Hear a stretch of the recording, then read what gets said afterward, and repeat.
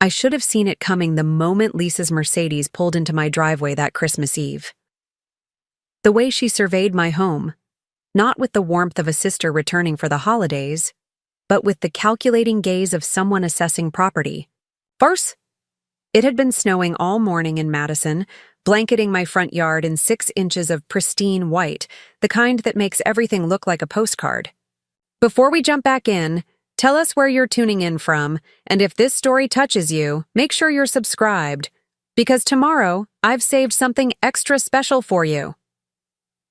I'd spent hours decorating the house, determined to make my first time hosting our family Christmas perfect. The pine garland wrapped around the banister, twinkling lights framing every window, and the scent of cinnamon and cloves filling the air from the potpourri that Mom had always used when we were kids. Lisa stepped out of her car wearing designer boots that probably cost more than my mortgage payment, her husband Mark trailing behind her with their matching luggage. She didn't hug me first. She walked past me straight into the entryway, eyes scanning the vaulted ceiling of the living room, the hardwood floors I'd refinished myself last summer, the built-in bookshelves that had sold me on the house 3 years ago. "Well, you've certainly made yourself comfortable here," she said, brushing snow from her cashmere coat onto my welcome mat. The words sounded pleasant enough, but there was an edge beneath them, sharp as icicles. I ignored it, chalking it up to travel fatigue and the usual tension that accompanied family gatherings.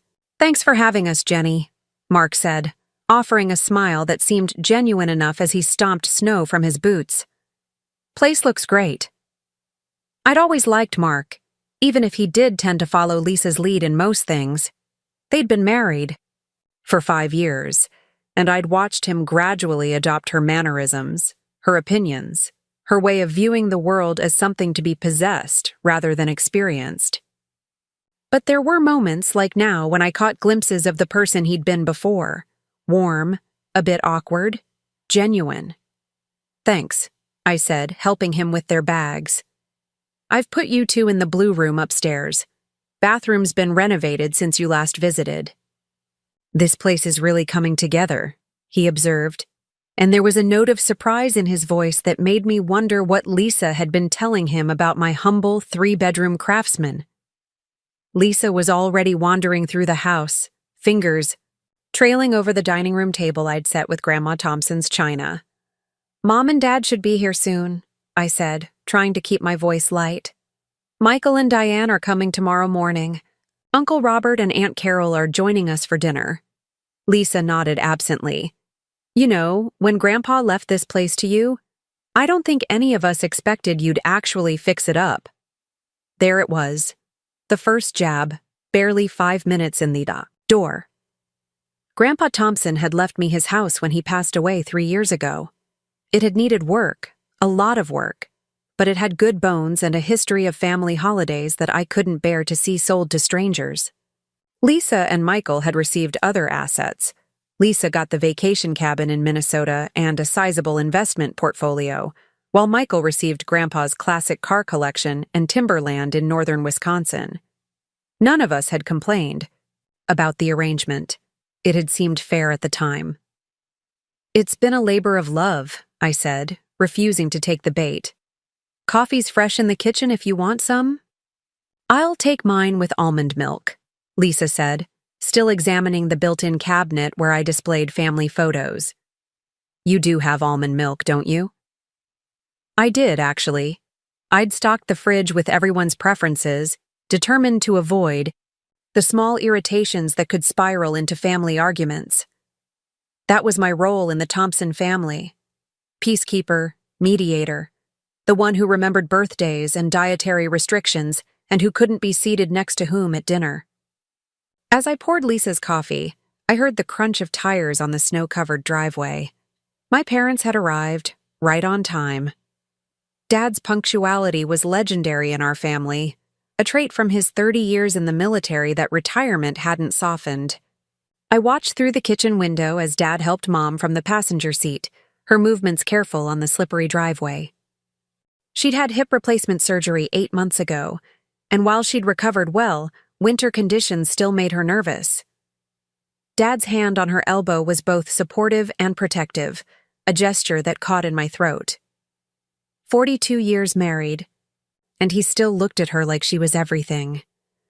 "Mom and Dad are here," I called out, setting Lisa's coffee on the counter. She didn't respond, but I heard her footsteps moving toward the front door. By the time I joined her, she was embracing our mother, exclaiming over how well she looked, how the Wisconsin winter suited her. "Jenny!" Mom beamed when she saw me, extending her arms for a hug. "The house looks just magical, sweetheart." "Thanks, Mom," I said, breathing in her familiar scent of Chanel No. 5, the same perfume she'd worn for as long as I could remember. "How was the drive from Green Bay?" "Clear roads until we hit the Madison city limits," Dad answered, setting their suitcases in the entryway. "Then it was slow going. You've done a fine job with the walkway, though. Well salted." From my father, this was high praise. John Thompson didn't believe in effusive compliments. He believed in noting when things were done correctly. "I'll take your bags upstairs," I offered. "I've put you in the main guest room, the one with the attached bath." "Perfect," Mom said, already removing her snow boots. "Helen, you'll want to see what Jenny's done with the kitchen," Lisa interrupted. "She's really made changes." The way she emphasized changes made it sound like I'd committed some kind of sacrilege. I caught Dad's eye, and the slight raise of his eyebrow told me he'd noticed it too. The next few hours passed in the familiar rhythm of family arriving for the holidays. Dad installed himself in the living room armchair, watching the weather forecast with intense concentration. Mom moved between helping me in the kitchen and resting her hip on the sofa. Lisa and Mark unpacked upstairs, their voices occasionally drifting down the stairwell. I was sliding a tray of Christmas cookies into the oven when Lisa appeared at my elbow, startling me. "So," she said, leaning against the counter, "how's the job search going?" My stomach tightened. I'd been laid off from my position as a project manager at a local tech company 2 months ago, another casualty of third-quarter budget cuts. I'd been freelancing since then, picking up enough work to keep up with the bills while I looked for something permanent. "It's going," I said, keeping my tone neutral. "I've had a few promising interviews." Lisa nodded, a gesture that somehow managed to convey both sympathy and superiority. "Must be tough, keeping up with the house payments on freelance income."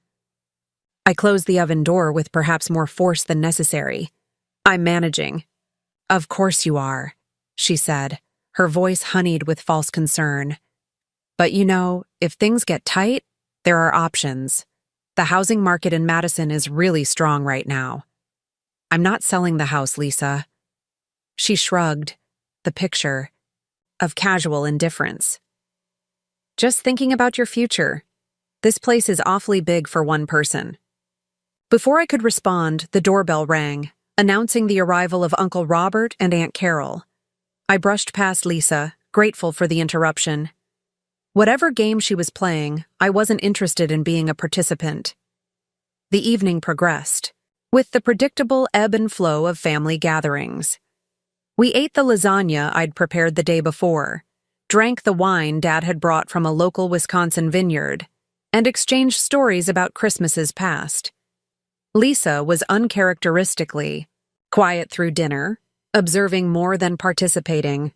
I caught her gaze lingering on the dining room crown molding, the refinished hardwood floors, the updated light fixtures, all improvements I'd made over the past 3 years. It wasn't until after Uncle Robert and Aunt Carol had left, and our parents had retired to their room, that Lisa finally showed her hand. Mark had gone upstairs to take a call from his office, leaving the two of us alone in the living room. The Christmas tree lights cast colorful shadows across her face as she swirled the last of her wine in her glass. "Jenny," she began, her voice soft but intent. "I've been talking to a real estate attorney about Grandpa's will." My body went still, alert in the way prey animals sense danger before they see it. "Oh?" She nodded, setting her empty glass on the coffee table. "There's been some confusion about the terms of inheritance, specifically about this house. There's no confusion, I said, keeping my voice level. Grandpa left the house to me. The will was clear. Preparing and narrating this story took us a lot of time, so if you are enjoying it, subscribe to our channel. It means a lot to us. Now back to the story. That's the thing. Lisa leaned forward, her expression a mask of concern that didn't reach her eyes. It wasn't as clear as we all thought. The attorney says there's a strong case that the property was meant to be shared equally between the three of us, with you having right of residence until certain conditions were met. What conditions? I asked, though a part of me already knew where this was heading. Financial stability, she said simply. The will specified that you could live here as long as you maintained steady employment and kept up with the property, taxes and maintenance. With you being laid off? The room seemed to tilt slightly. That's not what the will said. I have a copy upstairs. Lisa waved a dismissive hand. The copy you have doesn't include the codicil that was added later. Grandpa was concerned about your financial history. My financial history. She meant the student loans I'd finally paid off last year, and the 6 months after college when I'd moved back home to save money. In Lisa's narrative, these normal life experiences were evidence of some fundamental instability, proof that I couldn't be trusted with something as significant as property ownership. There is no codicil, I said, and I was surprised by how steady my voice sounded despite the anger building in my chest. You're making this up. I'm trying to help you, Jenny, she said, and the false sympathy in her voice made my skin crawl. The attorney thinks we have a solid case to petition for shared ownership. Mark and I would buy out your share, of course. You'd have enough money to get a nice condo, something more manageable. The pieces fell into place with sickening clarity. Lisa didn't just want a share of the house. She wanted the whole thing. The house that I'd poured my savings into renovating. The house where we'd celebrated every Christmas until Grandpa got too old to host. The house that had been my anchor during the worst storms of my adult life. No, I said, and the simplicity of the word seemed to take her by surprise. Jenny, be reasonable. You're unemployed. The property taxes alone are paid through. Next year? I finished for her. And I'm not unemployed, I'm freelancing. Successfully, I might add. Lisa's expression hardened, the pretense of concern falling away. This isn't just about you. That house has been in our family for generations. It should be preserved properly. Which is exactly what I'm doing, I countered. With what money? She asked, her voice sharpening. We all know you've been struggling. It's only a matter of time before you fall behind. I stood, suddenly unwilling to continue this conversation. I think you should talk to your real estate attorney again, Lisa. There is no codicil. The house is mine, legally and completely. She rose too, her height, always a few inches more than mine, allowing her to look down at me physically as well as metaphorically. We'll see about that. I've already spoken to Mom and Dad. They agree it might be for the best if you consider our offer. That stung more than I wanted to admit. You did what? They're worried about you, Jenny. We all are. This house is too much responsibility for someone in your situation. I took a deep breath, forcing myself to remain calm. We're done with this conversation. Good night, Lisa. As I climbed the stairs to my bedroom, I could feel her eyes on my back, calculating and cold. Sleep didn't come easily that night. I lay awake, replaying the conversation, trying to understand how my sister, who had shared my childhood, who had once been my closest confidant, could look at my home and see only something else to possess. The next morning dawned bright and cold, sunlight gleaming off the snow that had fallen overnight. I was in the kitchen early, preparing breakfast before the rest of the house stirred. The methodical tasks of measuring coffee grounds, whisking, eggs, and slicing fruit gave my hands something to do while my mind raced with contingency plans. Lisa's claim about a codicil was nonsense. I was certain of that. but her mention of having already spoken to our parents worried me. Mom and Dad had always tried to stay neutral in disagreements between their children, but they also tended to trust Lisa's version of events. As the oldest, she'd cultivated an image of infallible competence that was hard to challenge. I was setting a platter of French toast on the table when Michael and Diane arrived, their 2-year-old daughter Emma in tow. The kitchen quickly filled, with the chaos of greetings, the distribution of overnight bags, and Emma's delighted discovery of the Christmas tree. "The house looks amazing, Jenny," Diane said, accepting a mug of coffee gratefully. "Those kitchen cabinets are new, right?" "Refinished them myself this summer," I confirmed, pleased that she'd noticed. Diane had always been observant, one of the many qualities that had made me instantly like my brother's wife. "She's been very busy playing HGTV," Lisa commented, entering the kitchen with Mark a step behind her. "Morning, Michael. Diane?" If Michael noticed the edge in Lisa's voice, he gave no indication. "Morning. Man, it smells good in here. Jenny's famous French toast?" "With extra cinnamon, just how you like it," I confirmed, trying to focus on the simple pleasure of feeding people I loved. Breakfast was a noisy affair, with Emma providing most of the entertainment as she alternated between eating enthusiastically and sharing detailed stories about her preschool adventures that only she could fully understand. I was grateful for the distraction, for the buffer that Michael and Diane's presence provided between me and Lisa. But as the meal wound down and people dispersed, Mom and Diane taking Emma upstairs to get cleaned up, Dad and Michael heading to the garage to look at a leaky faucet I'd mentioned, I found myself once again alone with Lisa and Mark. "Did you think about our conversation?" Lisa asked without preamble. I started gathering plates, needing something to do with my hands. "There's nothing to think about. The house is mine." Mark cleared his throat awkwardly. "Jenny, we're not trying to put you out. The offer would be fair market value, and with the improvements you've made, that's substantial." "It's not about the money," I said, stacking dishes with more force than necessary. "Then what is it about?" Lisa asked, her voice rising slightly. "Stubbornness? Some misguided attachment to a property you can barely afford?" I turned to face her, dish towel twisted between my hands. "It's about respecting Grandpa's wishes.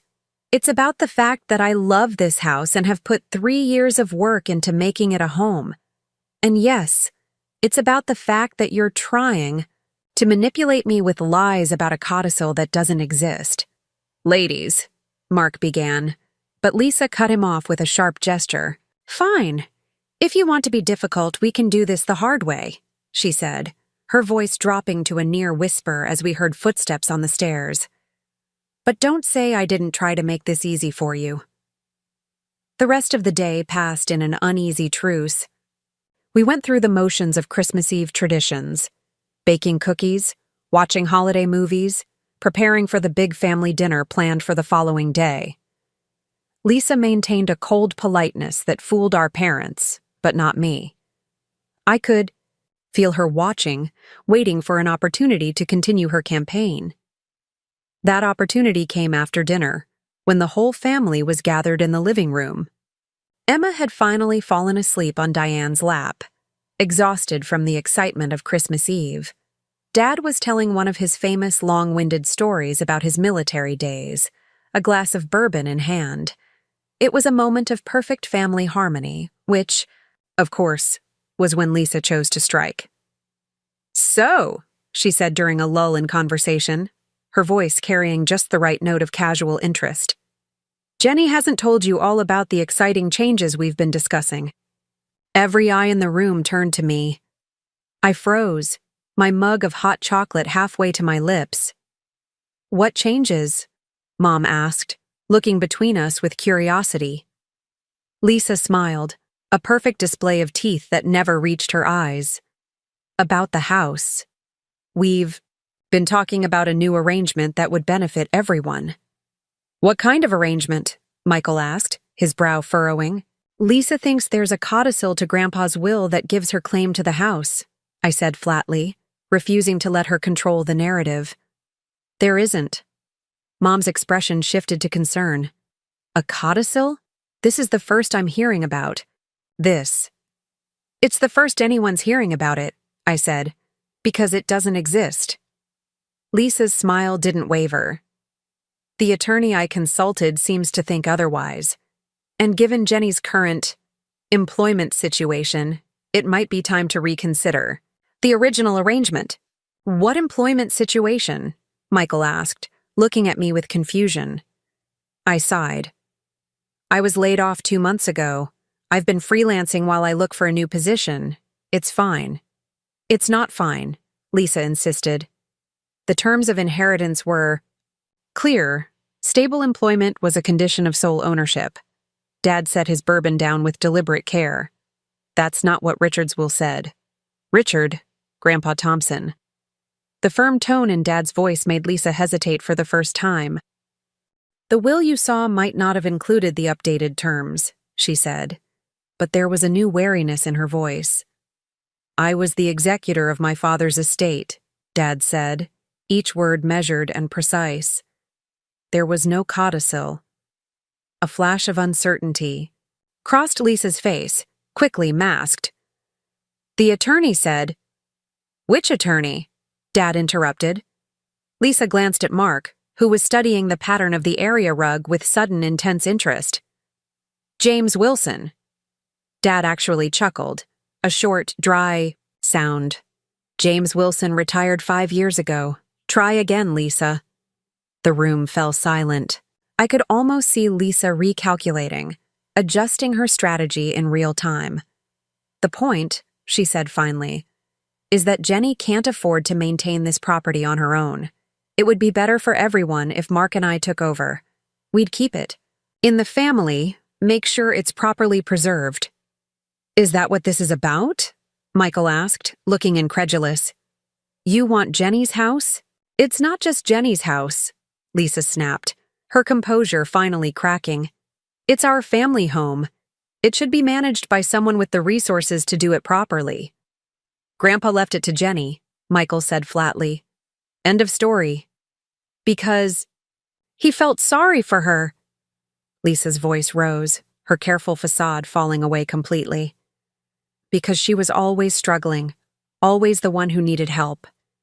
But I'm the one who checked on him every week. I'm the one who took him to appointments. I'm the one who deserves this house.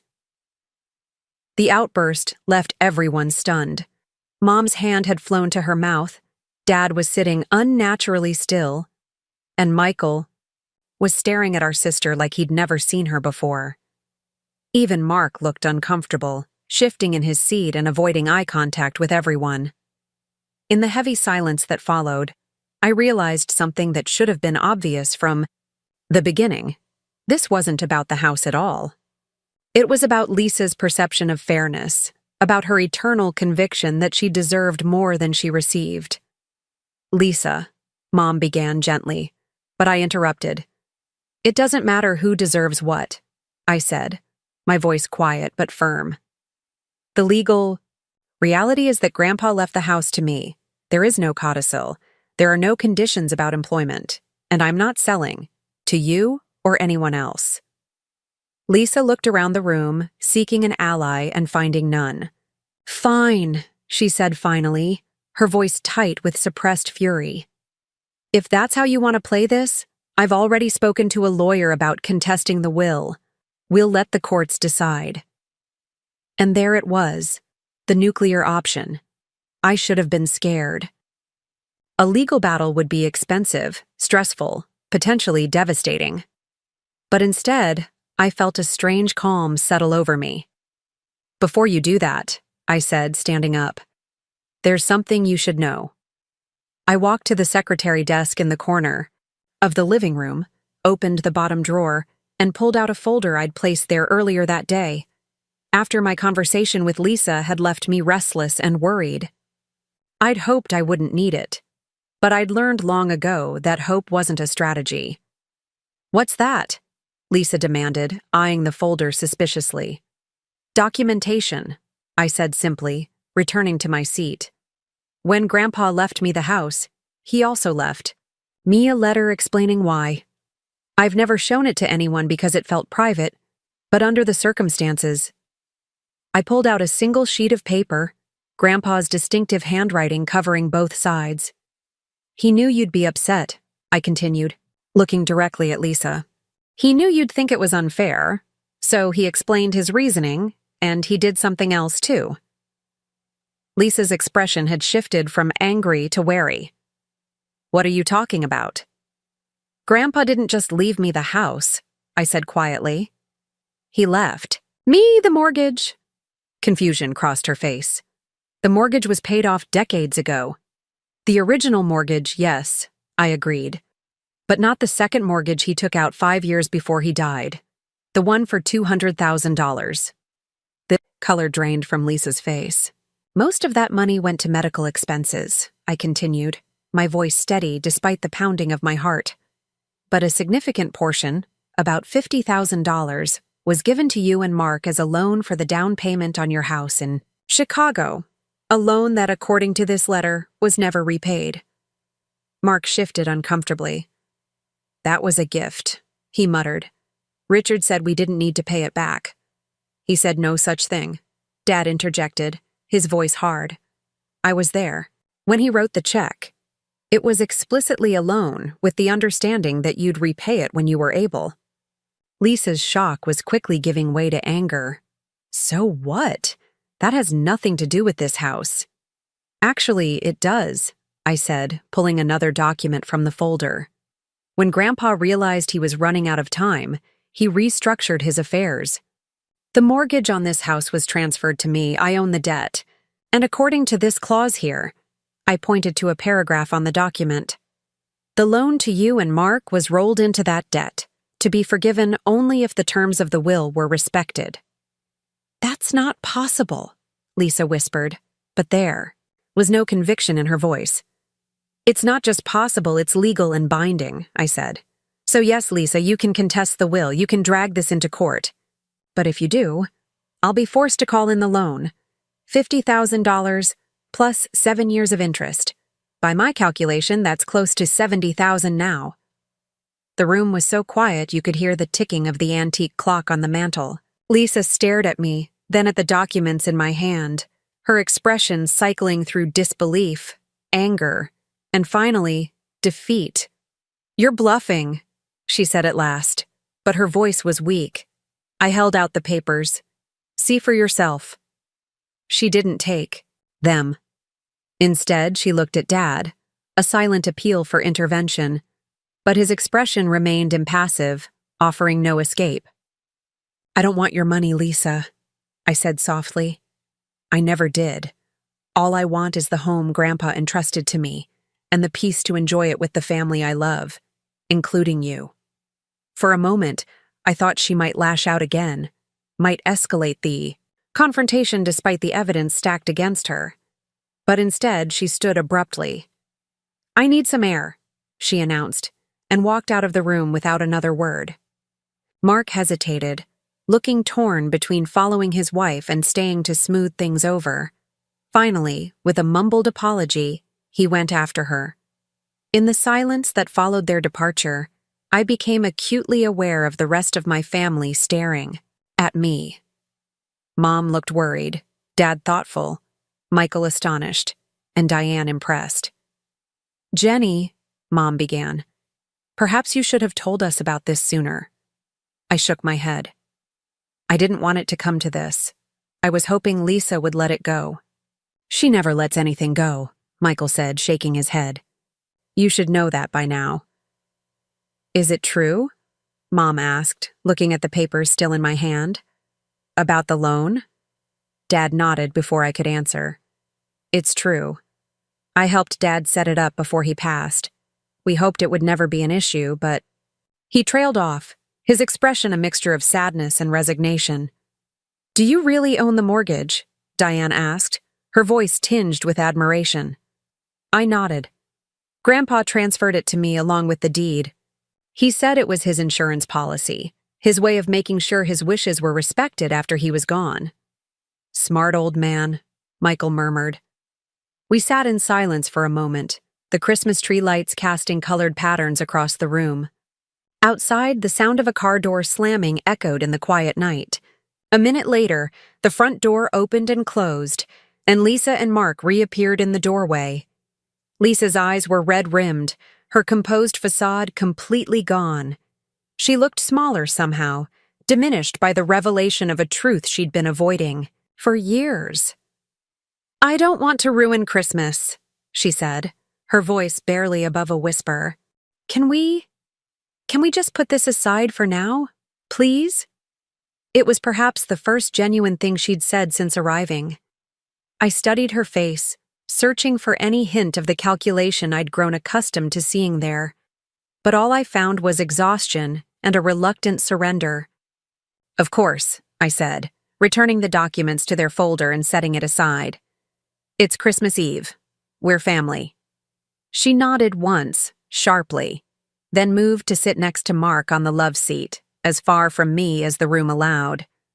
The air didn't dissipate entirely, but it eased enough that conversation gradually resumed. Hesitant at first, then flowing more naturally as the evening wore on. Later, as everyone was heading to bed, Lisa paused at the bottom of the stairs, waiting until we were alone. "I was wrong," she said simply, the words clearly costing her. I nodded, accepting the closest thing to an apology I was likely to get. "Grandpa knew what he was doing," I offered. "He loved all of us, Lisa. He just understood that we needed different things." She absorbed this in silence, then turned to go upstairs. "The cabinets do look good," she said over her shoulder. "You've done well with the place." It wasn't a white flag of surrender, not exactly. Lisa would always be Lisa, competitive, calculating, convinced of her own superiority. But it was an acknowledgement, however small, that perhaps Grandpa had been right after all. As I moved through the quiet house, turning off lights and checking that doors were locked, I found myself pausing in the living room, looking at the Christmas tree with its familiar ornaments, many handed down through generations of Thompsons. In the reflection of a silver ball, I caught a distorted image of myself, small but present, a keeper of this home and all it represented. "Thanks, Grandpa," I whispered to the empty room, and I could almost hear his gruff voice in response. "You earned it, kiddo. Don't let anyone tell you different." Outside, snow had begun to fall again, adding another layer of white to the world. Tomorrow would bring presents and Christmas dinner and all the joys and tensions of family gathered.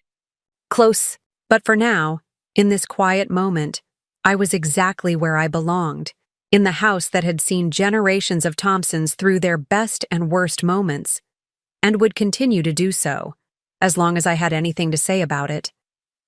The morning, after Lisa's revelation about wanting my house, brought a fresh blanket of snow across Madison. I'd slept fitfully, our conversation replaying in my mind each time I drifted toward consciousness. When I finally gave up on sleep at 6, the sky was just beginning to lighten, turning the snow-covered yard into a canvas of soft blue shadows. I crept downstairs, careful not to wake anyone. The house was peacefully quiet, no hint of the tension that had crackled through it the night before. In the kitchen, I started the coffee maker and leaned against the counter, letting the familiar morning ritual center me. Through the window, I could see the old oak tree in the backyard, its branches heavy with snow, exactly as it had been when Grandpa was alive. Grandpa Thompson had been a man of few words but deliberate actions.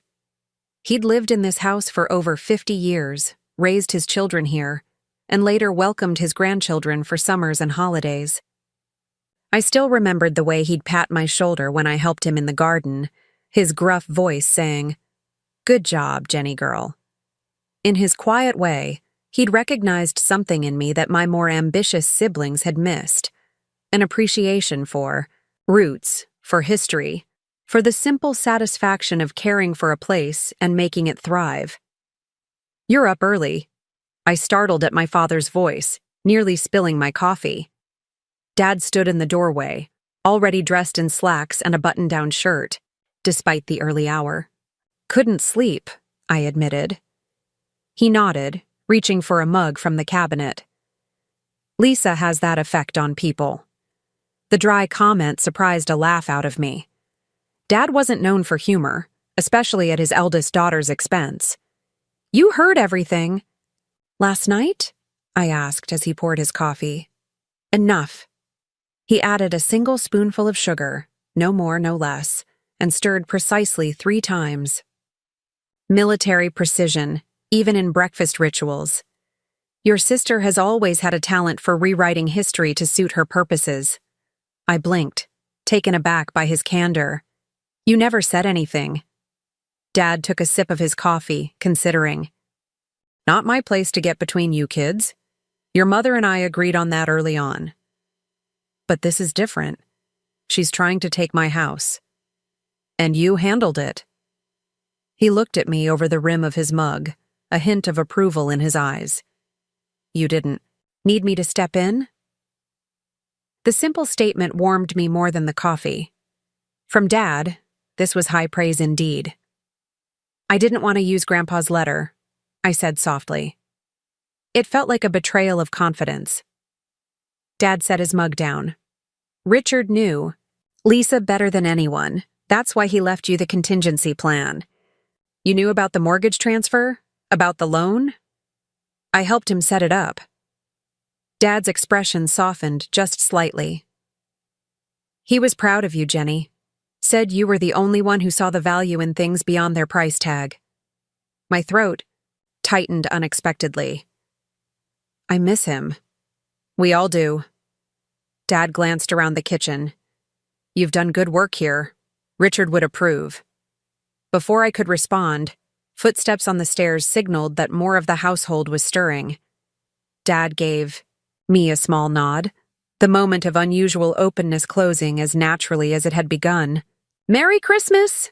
Mom called as she entered the kitchen, her face bright with the anticipation of the day ahead. If she was concerned about last night's confrontation, she showed no sign of it. Merry Christmas, I echoed, pushing thoughts of Lisa and her schemes to the back of my mind. Today was for family celebration, not conflict.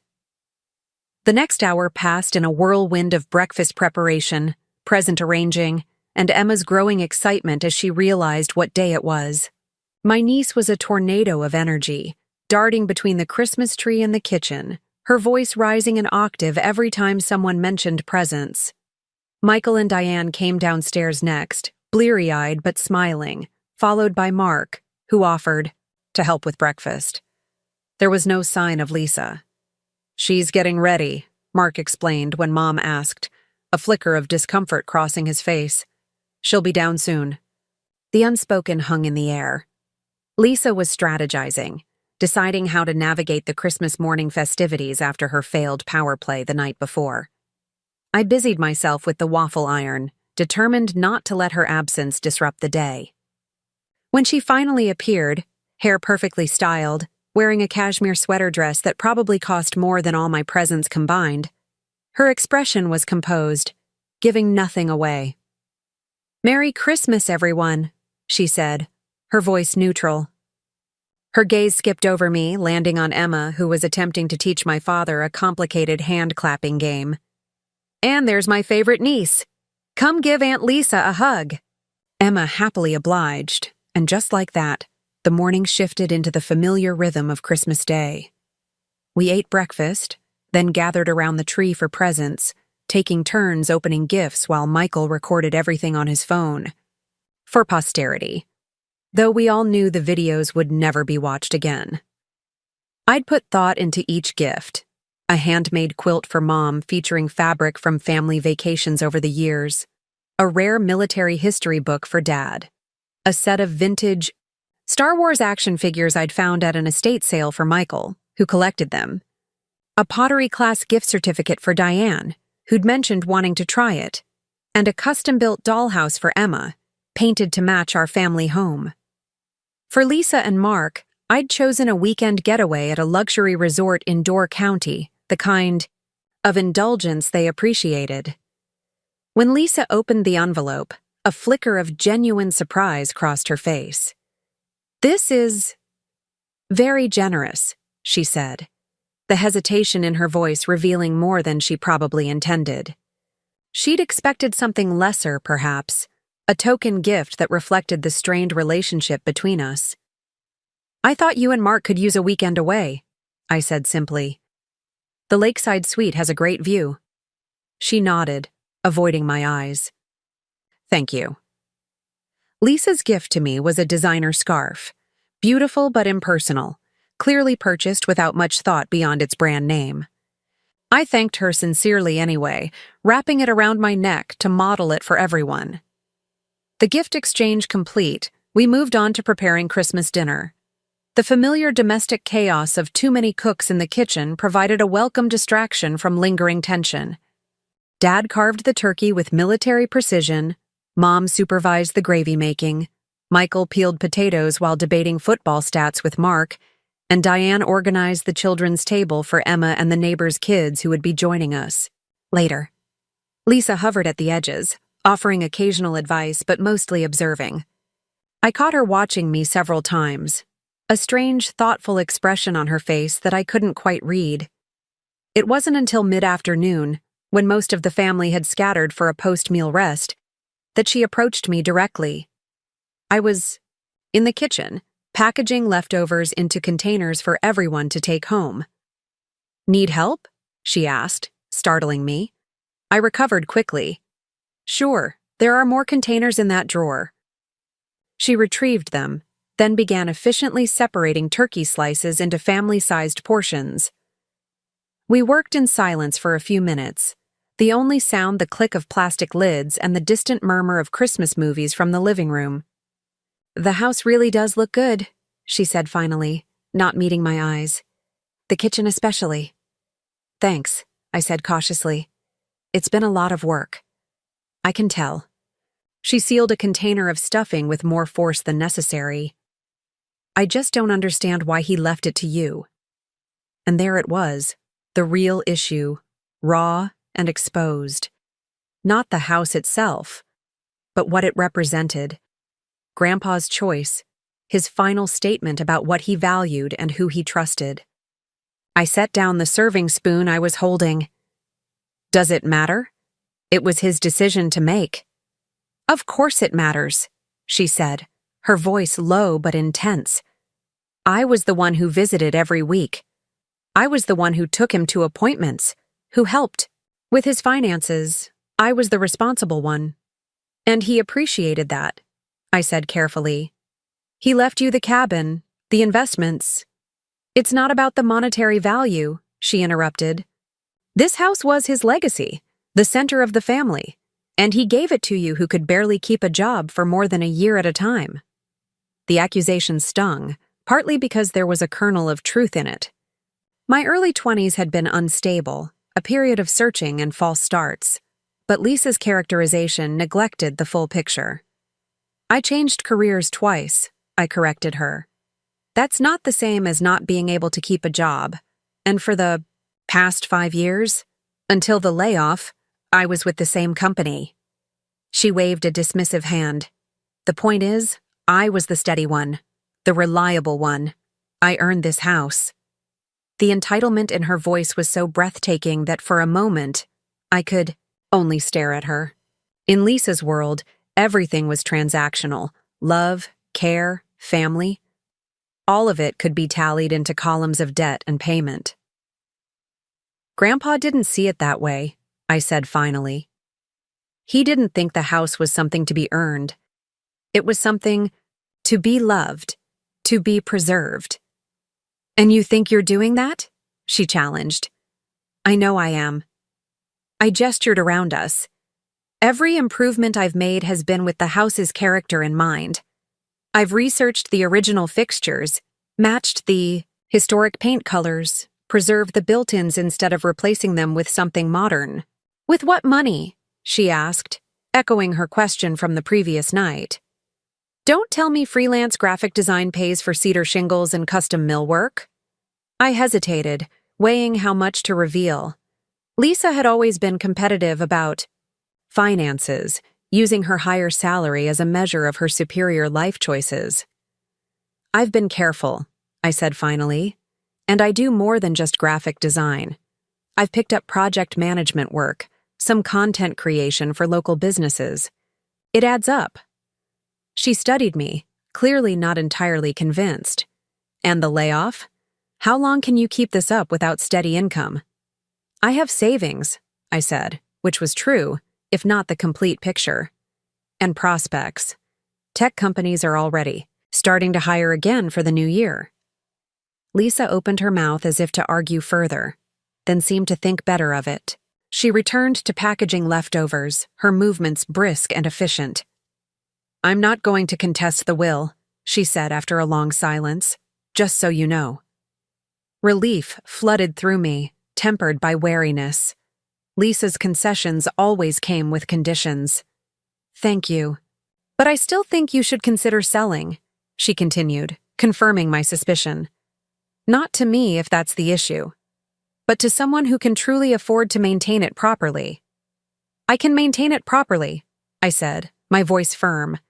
And I don't want to sell. Not to you, not to anyone. She sighed, closing the last container with a definitive snap. You're being sentimental. It's just a house, Jenny. No, I said quietly. It's not just a house. It's home. It's memories. It's a connection to Grandpa and to our childhood. You know that, or you wouldn't be so determined to have it. Something flickered across her face, too quick to name.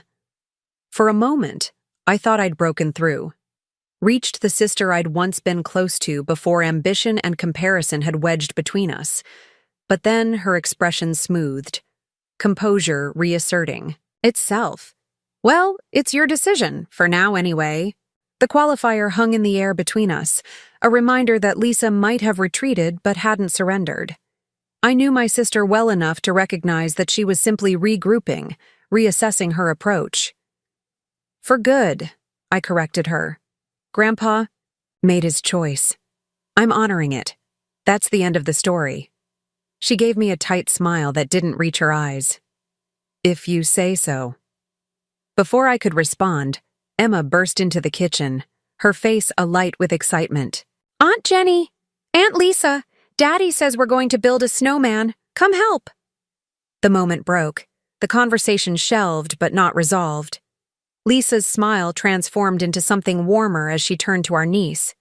A snowman sounds perfect. Let me get my boots. As she left the kitchen, I exhaled slowly, unsure whether we'd made progress or simply postponed the inevitable next round. Either way, I had confirmation of what I'd suspected. Lisa hadn't given up. She'd just changed tactics. The snowman building expedition proved to be exactly the mood lifter the family needed. Even Dad participated, engineering a structurally sound base that he insisted would withstand a Wisconsin winter properly. Mom supervised from the porch, her hip not up for trekking through the snow, but her voice carrying clear instructions about proper carrot nose placement. Lisa maintained her distance from me, focusing her attention on Emma and engaging Mark in elaborate snow sculpture plans. I worked alongside Michael and Diane, the three of us falling into easy conversation about their plans for the coming year. We're thinking of putting an addition on the house, Diane confided as we rolled snow. For the middle section, Emma needs a proper playroom, and if we have another baby... Another baby? I gasped, immediately lowering my voice. Are you... She grinned, shaking her head. Not yet, but we're trying. Don't tell Lisa, though. She'll start sending me fertility charts and ovulation trackers. I laughed, glancing over to where Lisa was instructing Mark on the perfect coal placement for the snowman's eyes. Your secret's safe with me. Speaking of secrets, Michael said, leaning in, what's this about the mortgage thing with Grandpa? Dad was pretty vague when I asked him earlier. I hesitated, not wanting to rehash the conflict, but knowing Michael deserved the truth. Grandpa transferred the mortgage to me when he redid his will. Most of it was his medical expenses, but part of it was a loan he gave Lisa and Mark that they never repaid. Michael whistled low. Clever old man, so you literally own the mortgage? Like you're the bank? More or less, I confirmed. It's not something I ever planned to use against her. It was just insurance. Insurance against Lisa being Lisa, Michael said, nodding sagely. Makes sense. I wouldn't want to be on her bad side right now, though. She looked ready to commit murder last night. She'll get over it, I said, with more confidence than I felt. Eventually. Maybe, Diane said doubtfully. Or maybe not. Lisa isn't exactly known for letting things go. True, but what can she do now? Michael pointed out. Jenny has her over a barrel with that loan. I patted the snowball in my hands, into a smoother sphere. I don't want to hold it over her. I just want her to respect Grandpa's wishes and leave the house alone. Good luck with that, Michael muttered, but his tone was sympathetic rather than skeptical. We completed the snowman as the winter daylight began to fade. The result, a slightly lopsided but charming creation wearing one of Dad's old military caps and a scarf that Mom had knitted years ago. Emma declared it the best snowman in the whole world, a verdict no one was inclined to dispute. As we trooped back inside for hot chocolate, I found myself walking beside Mark, who had been unusually quiet throughout the day. Everything okay? I asked, brushing snow from my gloves. He glanced ahead to where Lisa was deep in conversation with my mother, then lowered his voice. I didn't know about the loan, he said. Not the full amount, anyway. Lisa told me it was a small gift from your grandfather, maybe 10,000, not 50. The admission surprised me. I assumed you both knew. He shook his head, his expression troubled. Lisa handled all the financial arrangements. She just told me we had enough for the down payment and not to worry about where it came from. I wasn't sure how to respond. Mark and Lisa's financial arrangements weren't my business, but the revelation that she'd hidden the true nature of the loan from her own husband was concerning. What will you do now? I asked carefully. He sighed, his breath forming a cloud in the cold air. Talk to her, I guess. Not today, it's Christmas, but soon. He hesitated, then added, For what it's worth, I think your grandfather made the right choice with the house. You've done amazing things with it. Thank you, I said, genuinely touched. That means a lot. He nodded, then hurried to catch up with Lisa, leaving me to wonder about the conversation they would eventually have, and what it might mean for my sister's campaign to take my home. The rest of Christmas Day passed without further incident. We ate leftovers for dinner, played board games that Emma could join in, and watched classic holiday movies until it was time for her bedtime. The atmosphere was lighter than it had been the night before, but an undercurrent of tension remained, particularly when Lisa and I found ourselves in the same room. By 9 o'clock, the day's festivities had taken their toll. Mom and Dad retired. To their room, Michael and Diane took Emma upstairs to bed, and Mark excused himself to answer work emails, leaving Lisa and me alone in the living room. The Christmas tree lights cast a warm glow across the room, reflecting off the ornaments we'd helped Grandpa hang every year of our childhood. For a long moment, neither of us spoke, the silence heavy with unresolved feelings. Do you remember the year Grandpa let us decorate by ourselves? Lisa asked suddenly, her voice softer than I'd heard it in years. You must have been about 8, which would make me 11. The memory surfaced immediately, Grandpa Thompson standing back, arms crossed as we argued over where to place each ornament. You put all the red balls on one side, I recalled, smiling despite myself. Grandpa said it looked like the tree was blushing. Lisa laughed, the sound startlingly genuine. And you hung all the animal ornaments at the bottom so they could see each other. They were friends, I defended, the decades-old logic still making perfect sense to me. The giraffe needed to talk to the elephant. We both fell silent again, the shared memory creating a momentary bridge across the chasm that had formed between us. I studied my sister's profile, trying to reconcile the ambitious, calculating woman she'd become with the girl who had taught me to tie my shoes and braid my hair. Why did we stop being friends? I asked, the question slipping out before I could reconsider it. Lisa looked startled, then thoughtful. Did we? Stop being friends? You know we did, I said quietly. Somewhere between high school and now, we became competitors instead of sisters. She twisted her wedding ring, a nervous habit she'd had since the day Mark had placed it on her finger. I didn't see it that way. No? I raised an eyebrow. Then how would you describe trying to take my house out from under me? She flinched slightly. That's not... I wasn't thinking of it as taking something from you. I was thinking of it as correcting an imbalance. An imbalance, I repeated, the word tasting bitter. Because you think you deserved the house more than I did. I think Grandpa didn't fully consider the practical implications of his decision, she said carefully. You struggle financially, Jenny. That's not a judgment. It's a fact. This house requires resources to maintain properly. And yet I've managed. For 3 years without any help, I pointed out. The house is in better shape now than when Grandpa left it to me. Because you've poured every cent you have into it, she countered. At the expense of your own financial security. What happens when the roof needs replacing, or the foundation needs work? These are expensive problems, and they're inevitable. In a house this age. There was a grain of truth in her concerns, which made them harder to dismiss.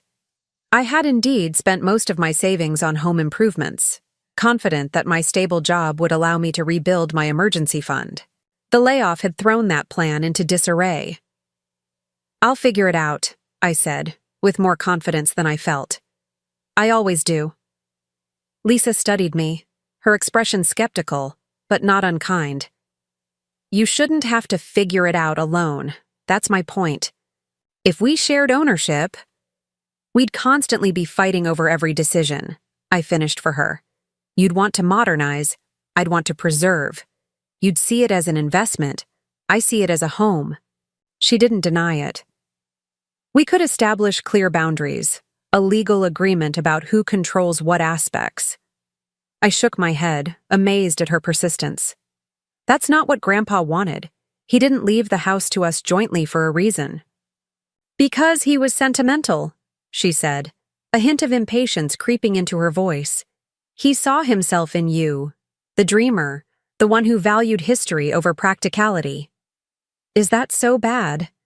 I asked, genuinely curious about how she saw our grandfather, a man we had both loved but perhaps understood differently. Lisa sighed, leaning back against the couch. No, it's not bad. It's just impractical. Sentiment doesn't pay for property taxes or new water heaters. Maybe not, I conceded. But it's what makes a house a home. It's why this place matters to both of us in the first place. She considered this, her gaze moving around the room, taking in the details. The bookshelf Grandpa had built, the window, seat where we'd read stories, the mantel with its collection of family photos spanning generations. I do love this house, she admitted quietly. But I also worry about it, about whether it's in the right hands for the long term. The comment stung, but I recognized it as possibly the most honest thing she'd said since arriving. Lisa's concern, however misguided, came from a place of genuine attachment to our family home. I understand that, I said carefully, but you need to understand something too. This house is more than just a possession to me. It's my anchor. When everything else in my life has been uncertain, careers, relationships, finances, this place has given me stability, a sense of belonging. You could have that anywhere, she argued, but with less conviction than before. No, I couldn't, I said simply. This is where I'm meant to be. Grandpa knew that, even if you can't see it. Lisa opened her mouth as if to argue further, then closed it, unexpectedly yielding the point. You really won't consider selling? Not even if your financial situation worsens? Not even then, I confirmed. I'll take second jobs, rent out a room, whatever it takes. But this house stays in the family, with me as its caretaker. That's Non-negotiable. She nodded slowly, something like resignation passing across her face. All right, I won't bring it up again. I eyed her warily, not quite trusting this sudden capitulation. Just like that? A wry smile tugged at her lips. Well, you do have 70,000 reasons why I should drop it. The reference to the loan made me wince. I don't want to hold that over you, Lisa. That's not why Grandpa told me about it. No? Then why did he? I considered my answer carefully. I think he wanted me to understand that choices have consequences, that you can't always have everything you want, even if you think you deserve it. She absorbed this, her expression unreadable. A lesson for me, delivered through you. Typical Grandpa, making his point even from beyond the grave. He loved you, I said softly. He was proud of your success, your ambition. He just worried sometimes that you valued the wrong things. And you value the right ones? There was an edge to the question, but genuine curiosity too. I shrugged. I value different ones. Family history, preservation, making something old beautiful again, rather than replacing it with something new. Lisa was quiet for a long moment, then said, I'm still not convinced you can maintain this place on your own. But she took a deep breath as if the words cost her. I respect that you're determined to try. It wasn't approval exactly, but it was something close to acceptance. From Lisa, that was significant progress. Thank you, I said simply. She nodded, then stood, smoothing her dress with practiced precision. It's been a long day. I think I'll head to bed. Good night, I said, watching as she crossed the room with her characteristic, purposeful stride. At the doorway, she paused, turning back to face me. The renovation work really is impressive, Jenny. You've honored the house's character while making it your own. Grandpa would be proud. The compliment, unexpected and seemingly sincere, left me momentarily speechless. By the time I recovered, Lisa had already disappeared up the stairs, the soft tread of her footsteps fading as she headed to the bedroom. I remained in the living room, surrounded by the glow of Christmas lights and the tangible presence of family history. Lisa's concession hadn't resolved everything between us.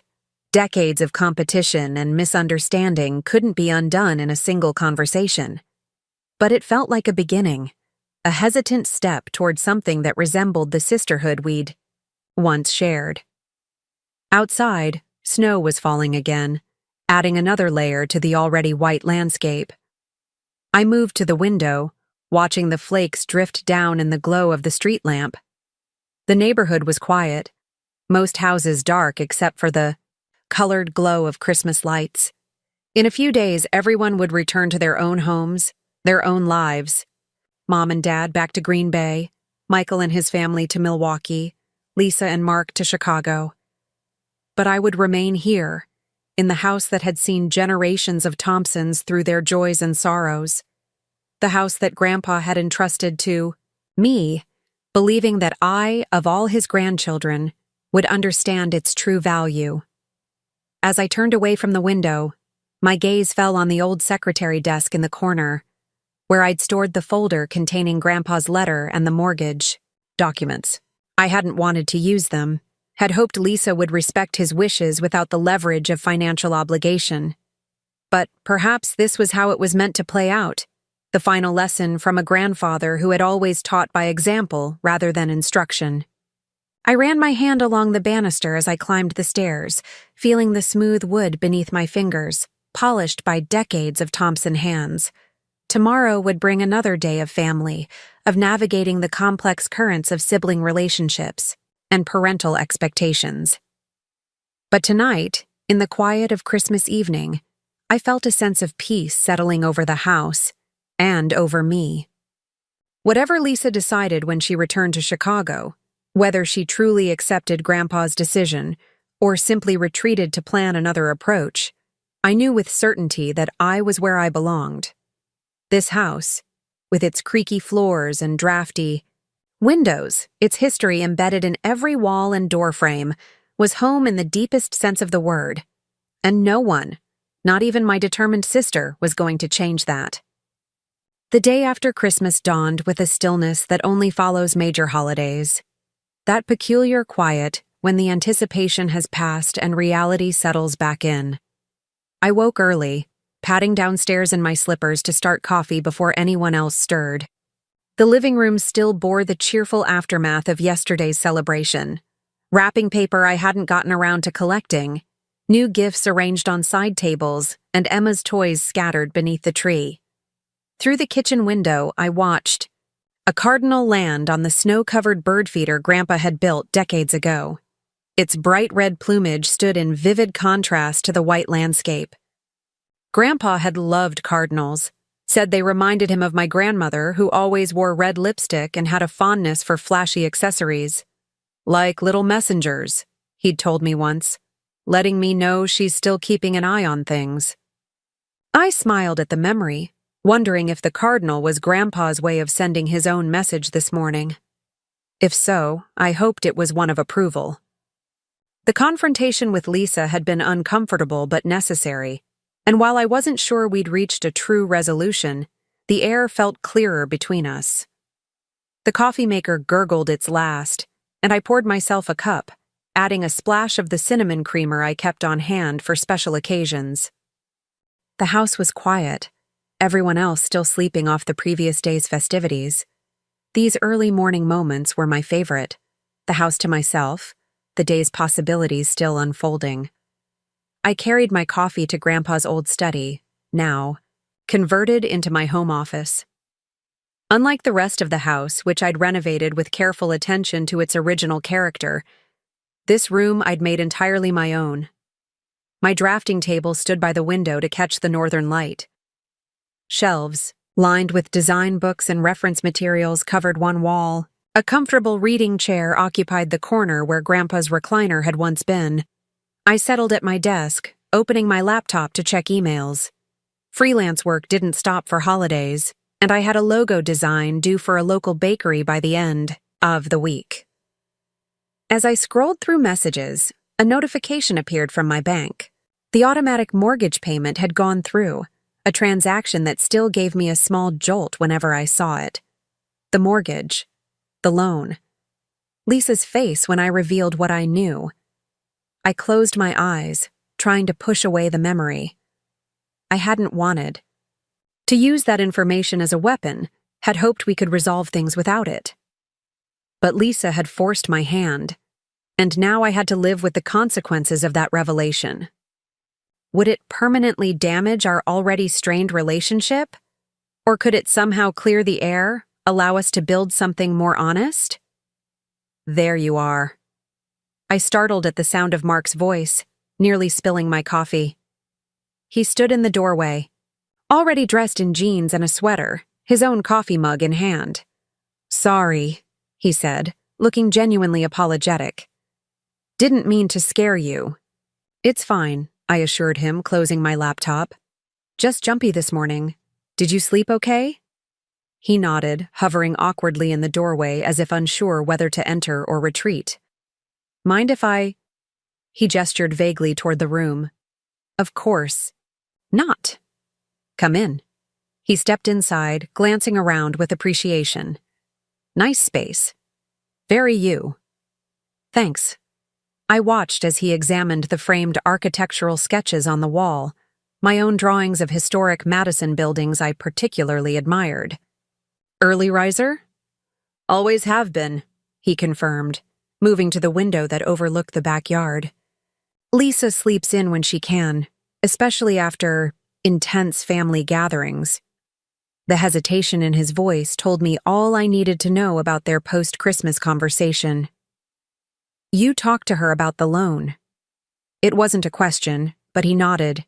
Anyway, his shoulders tight with tension. "Yeah, last night, after everyone went to bed." "How did that go?" He turned from the window, his expression troubled. "About as well as you'd expect.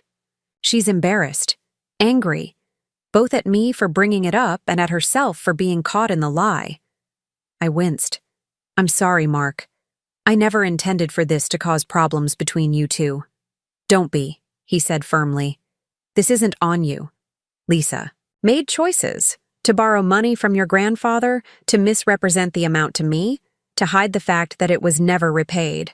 Those are on her, not you. The directness of his response surprised me. Mark had always struck me as easygoing, to the point of passivity, especially when it came to Lisa's more forceful personality. This new assertiveness was unexpected. Still, I said carefully, family finances are complicated. I shouldn't have put you in this position. He shook his head, settling into the reading chair across from my desk. You didn't. Richard did, and he had his reasons. He took a sip of his coffee, then added, good ones, apparently. I raised an eyebrow. Meaning? Meaning I had no idea Lisa was so fixated on this house, he admitted. She's never even mentioned wanting it before this trip. Then suddenly, it's this all-consuming mission to correct your grandfather's mistake. It's not like her to be so irrational. I hesitated, not wanting to speak ill of my sister, but needing to be honest. It's exactly like her, Mark. Lisa has always had very fixed ideas about what belongs to her, what she deserves. But the house was clearly left to you. There's no ambiguity there. That's never stopped Lisa from rewriting the narrative to suit her purposes. I traced the rim of my coffee mug, choosing my words carefully. When we were kids, I had this set of watercolors our aunt gave me for my birthday. Lisa decided they should have been hers because she was the artistic one.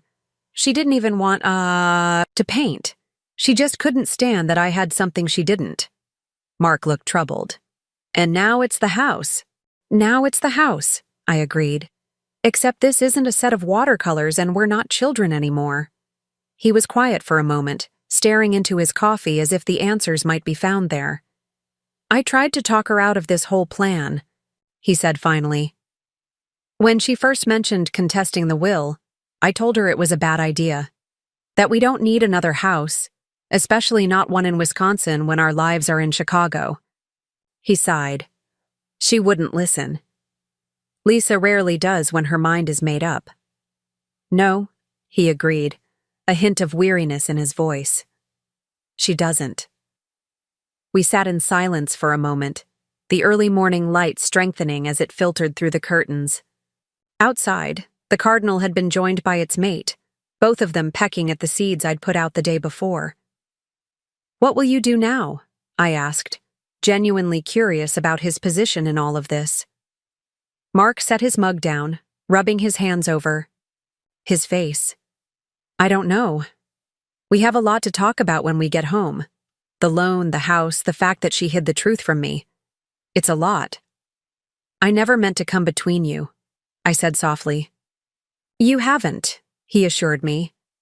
If anything, you forced a necessary conversation, one we probably should have had years ago. He hesitated, then added, Lisa and I have always had different ideas about money. I grew up with parents who lived within their means, who saved for things they wanted. Lisa wants what she wants when she wants it. Consequences be damned. It was the most critical I'd ever heard Mark be of my sister, and the candor of it surprised. No, that sounds challenging. He laughed, a short, humorless sound. That's one word for it. Financially terrifying would be another. He looked up, meeting my eyes directly. Did you know we're carrying nearly $40,000 in credit card debt? I tried not to let my shock show on my face. No, I had no idea. Neither did I until about 6 months ago, he admitted. Lisa had been handling all our finances. Said, it made sense since she works in banking. I trusted her completely, never even looked at the statements. He shook his head, disbelief still evident in his expression. When I finally found out, she told me it was temporary, that she had a plan to pay it all off with her year-end bonus. I take it that didn't happen? Her bonus was less than she expected, he said simply. And now I find out we've been sitting on this unpaid loan for 7 years. It's a pattern, Jenny. one I've been willfully blind to for too long. The vulnerability in his admission made my chest tighten with empathy. Mark had always been the steady one in Lisa's orbit, the counterbalance to her more volatile personality. Seeing him this shaken was unsettling. "What do you want to do about the loan?" I asked. Carefully. He straightened, his expression resolute. "Pay it back, with interest, like your grandfather intended. I don't care what Lisa says, we owe that money, and it's going to be repaid." "Mark, I wasn't planning to collect." "I know," he interrupted. "But I need to do this. For my own peace of mind, if nothing else." He met my gaze evenly. "I'll set up a payment plan when we get back to Chicago. It might take some time, but you'll get every penny back." The determination in his voice was unmistakable. This wasn't just about money for Mark, it was about integrity, about righting a wrong that had festered too long. "Okay," I said simply. "We can work something out." He nodded, a tension visibly releasing from his shoulders. "Thank you. For understanding, and for being who you are. This house is lucky to have you." The compliment warmed me unexpectedly. "That's a nice thing to say." "It's true." He looked around the room appreciatively. "I can see why Richard left it to you. You get it. Not just the physical structure, but what it represents. The history, the connections." Before I could respond, footsteps in the hallway announced another early riser. A moment later, my father appeared in the doorway, already dressed and ready for the day. "Morning," he said, nodding to us both. "Coffee on?" "Fresh pot in the kitchen," I confirmed. "Good." He glanced between Mark and me, a hint of curiosity in his expression. "Everything all right in here?" "Just fine, John," Mark assured him, standing up. "Jenny and I were just discussing some family business." Dad raised an eyebrow but didn't press for details. "Right. Well, your mother's awake, Jenny, wondering about breakfast plans." "I'll get started on something," I said, rising from my desk. "Pancakes okay with everyone?" "Perfect," Dad agreed, then turned to Mark. "You mind helping me with something in the garage first? Need an extra pair of hands." Mark seemed surprised by the request, but nodded readily. "Of course." I watched them go, wondering what my father really wanted. Dad wasn't one for casual conversation, especially not with in-laws. If he was seeking a private word with Mark, it was for a specific purpose. In the kitchen, I found Mom already setting the table, moving with the careful deliberation that her new hip required. "You shouldn't be doing that," I chided gently, taking the stack of plates from her hands. "That's what you have 3 adult children for." She smiled, patting my cheek affectionately. "Old habits. Besides, I'm perfectly capable of setting a table, Jennifer." The use of my full name, always a sign that she wouldn't be dissuaded, made me smile. "At least sit down while I make breakfast. Dad's kidnapped Mark for some mysterious garage errand, but they'll be back soon." "Your father likes Mark," she said, settling at the kitchen table. "Says he has good structural integrity. High praise, coming from him." I laughed, mixing pancake batter with practiced ease. "I like him too. He's good for Lisa. Steadying." Mom watched me work, a thoughtful expression on her face. "They had words last night, after everyone went to bed." I kept my expression neutral. "Oh?" She toyed with the edge of a napkin. Something about finances from what I could overhear. Lisa was upset. I focused on measuring vanilla extract, not wanting to reveal what I knew. Christmas can be stressful. "Jenny," Mom's tone made me look up. "I'm not blind, nor am I deaf. I know Lisa tried to take this house from you, and I know you stopped her with that loan information." I sighed, setting down the measuring spoon. "I didn't want to involve you and Dad in this. It's between Lisa and me." "It's family business," Mom corrected, "which makes it everyone's business." Your father and I have stayed out of it because you're adults and need to resolve your own conflicts. But don't think for a minute that we don't see what's happening." Her directness was unexpected. Mom usually preferred to smooth over conflicts rather than address them head-on. "What do you think about it?" I asked, genuinely curious. "About Lisa trying to contest the will?" Mom considered the question, her expression thoughtful. "I think your sister has spent her entire life believing that success is measured by what you have, not who you are. It's partly our fault. We praised her ambition, her achievements. Perhaps too much. The admission surprised me. You think Lisa turned out this way because of how you raised her?" "I think we all become who we are through a combination of nature, nurture, and our own choices," Mom said carefully. "Lisa was always driven, always competitive. Your father and I could have done more to channel those traits in healthier directions." I poured batter onto the hot griddle, watching the pancakes begin to bubble. "It's not too late. Lisa's not a bad person, Mom. She's just struggling to understand what truly matters," Mom finished for me. "I know, and I'm glad you can see that despite how she's treated you." I flipped the pancakes, considering. It's easier to be understanding when you've won the battle. Mom laughed softly. "True enough, but not everyone would be so gracious in victory." "I don't want it to be about winning or losing," I admitted. "I just want my home, and maybe someday my sister back, the way we used to be." "That may take time," Mom cautioned. "Lisa has a lot to work through, not just about the house, but about herself. What kind of person she wants to be." The back door opened, admitting Dad and Mark from their garage expedition. Both men stamped snow from their boots, cheeks ruddy from the cold. "Smells good in here," Dad observed, hanging his coat on the hook by the door. "Pancakes are almost ready," I confirmed. "Where did you two disappear to?" John was showing me the original blueprints for the house, Mark explained, washing his hands at the kitchen sink. "They were in that old filing cabinet in the garage. Fascinating stuff." I raised an eyebrow at my father, who shrugged innocently. Thought he might be interested, being in real estate and all. There was more to it than that, I was certain. But before I could probe further, the sound of footsteps on the stairs announced more family members joining us. Emma burst into the kitchen first, still in her pajamas, her face alight with morning energy. "Pancakes!" she exclaimed, scrambling onto a chair. "Can I have chocolate chips in mine, Aunt Jenny? Please?" "Of course." "You can, sweet pea," I assured her, already reaching for the bag of chocolate chips I kept on hand for just such requests.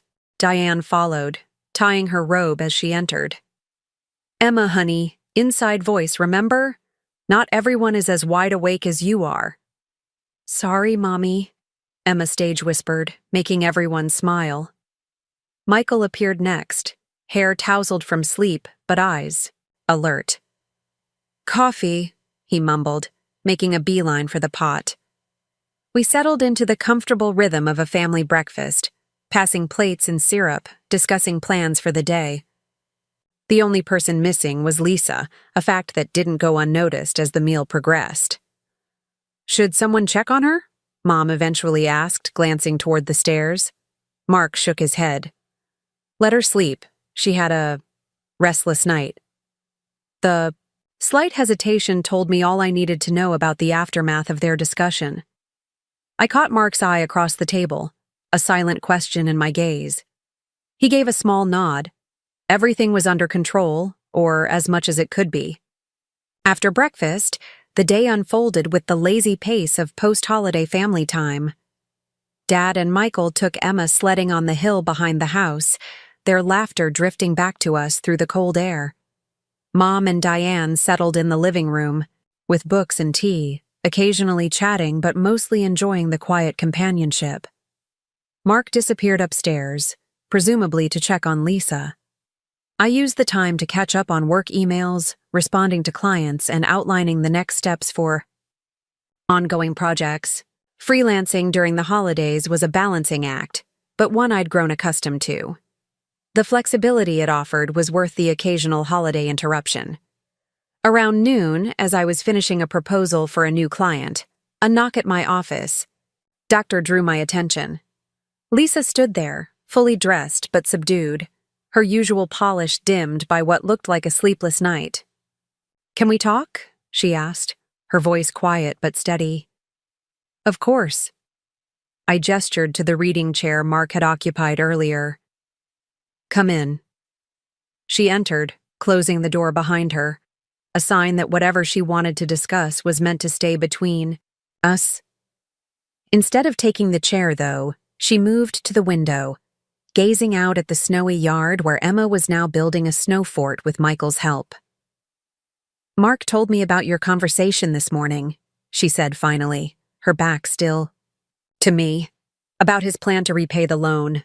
I waited, sensing she had more to say, and knowing from experience that pushing Lisa rarely led to productive outcomes. "I told him it was unnecessary," she continued, "that you weren't really expecting repayment after all this time. But he insisted." She turned then, facing me directly. "He's setting up a payment plan as soon as we get back to Chicago. Monthly installments until the full amount, with interest, is repaid." "He mentioned that," I confirmed. "I think it's honorable of him." Something flickered across her face, pride, perhaps, or resignation. "Mark has always been honorable. It's one of the reasons I married him." She hesitated, then added, "One of the reasons I sometimes take advantage of him."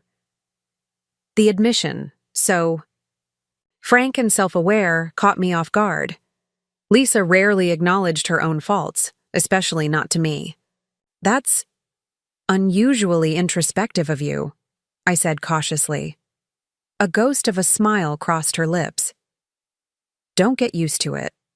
I had a lot of time to think last night, that's all."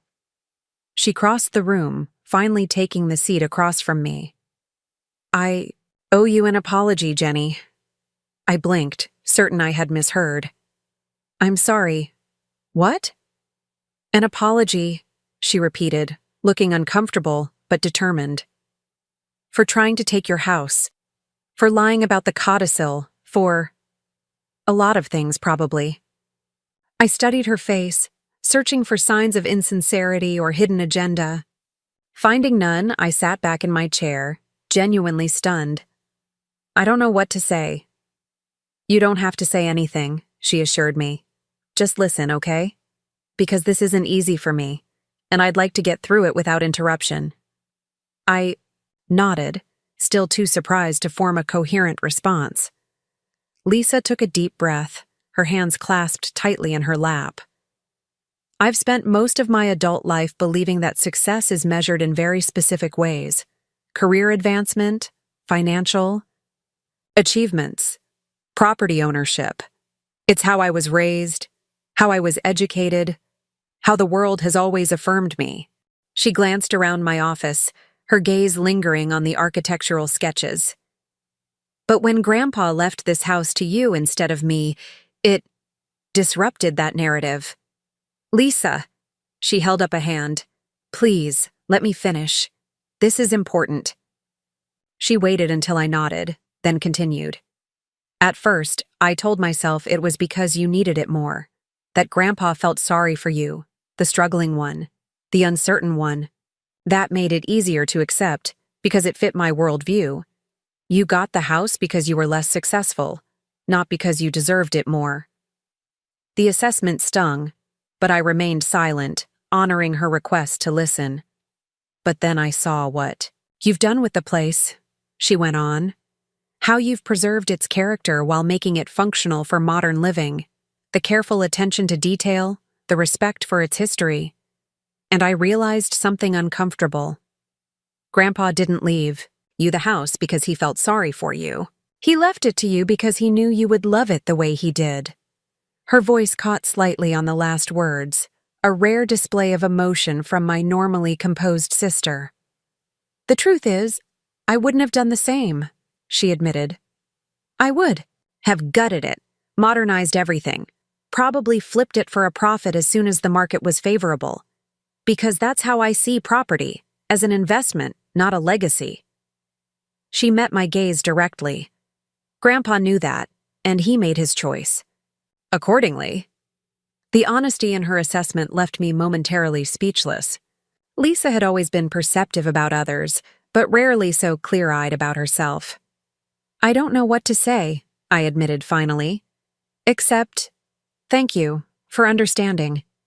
She nodded, a hint of her usual briskness returning. Well, it took me long enough, and a $70,000 wake-up call. She attempted a smile, though it didn't quite reach her eyes. Mark and I had a long talk last night. About the loan, about our finances in general. It wasn't pretty.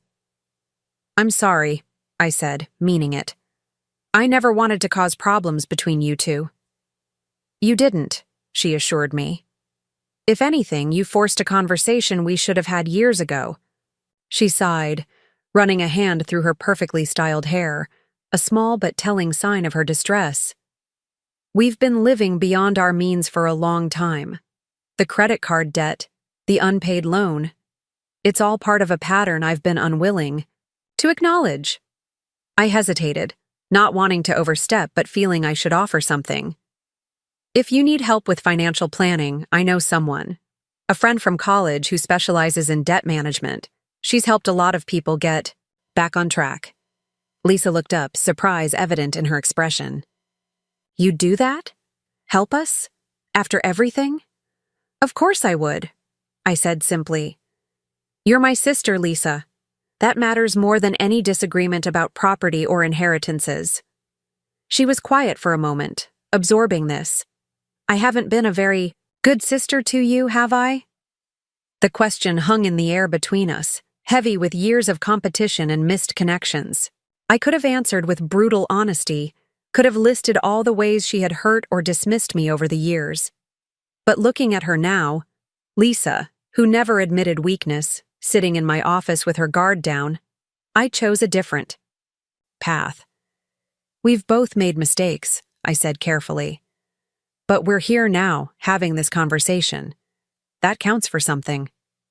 She nodded, a hint of gratitude in her expression. I'd like to start over, if that's possible. Not erase the past, but move forward differently. I'd like that too, I said, and meant it. Lisa stood, smoothing her slacks with habitual precision. Good. Then that's settled. She paused, glancing around the office once more. You've really made this space your own. It suits you. Thanks, I said, touched by the genuine compliment. It's where I do my best work. Speaking of work, she said, a familiar briskness returning to her tone. Mark mentioned you're freelancing. Now, what exactly do you do? Graphic design, mostly, I explained. Logo creation, branding packages, web design for small businesses. Some architectural rendering for local firms when they need it.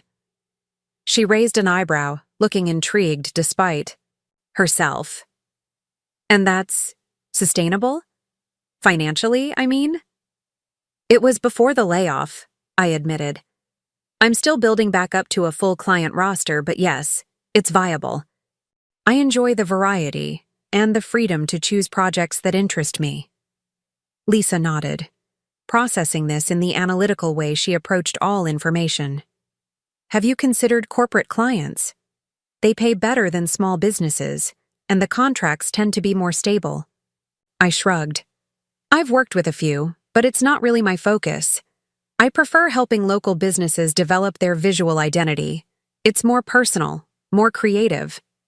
But less profitable, she pointed out, then immediately held up a hand. Sorry, old habits. Your priorities are your business. I smiled, appreciating the effort it took for her to check her natural inclination to optimize everything for maximum financial return. Actually, I've been thinking about expanding in a different direction. Historical preservation consultation. Her brow furrowed. What's that, exactly? Helping homeowners and businesses renovate historic properties while maintaining their architectural Integrity, I explained, warming to the topic. Madison has a lot of protected buildings, but people often don't know where to start with preservation-minded updates. I could bridge that gap, provide design services that honor a building's history while making it functional for contemporary use. Lisa considered this, her expression thoughtful. That actually makes a lot of sense for you. Combines your design skills with your passion for historical architecture. Exactly.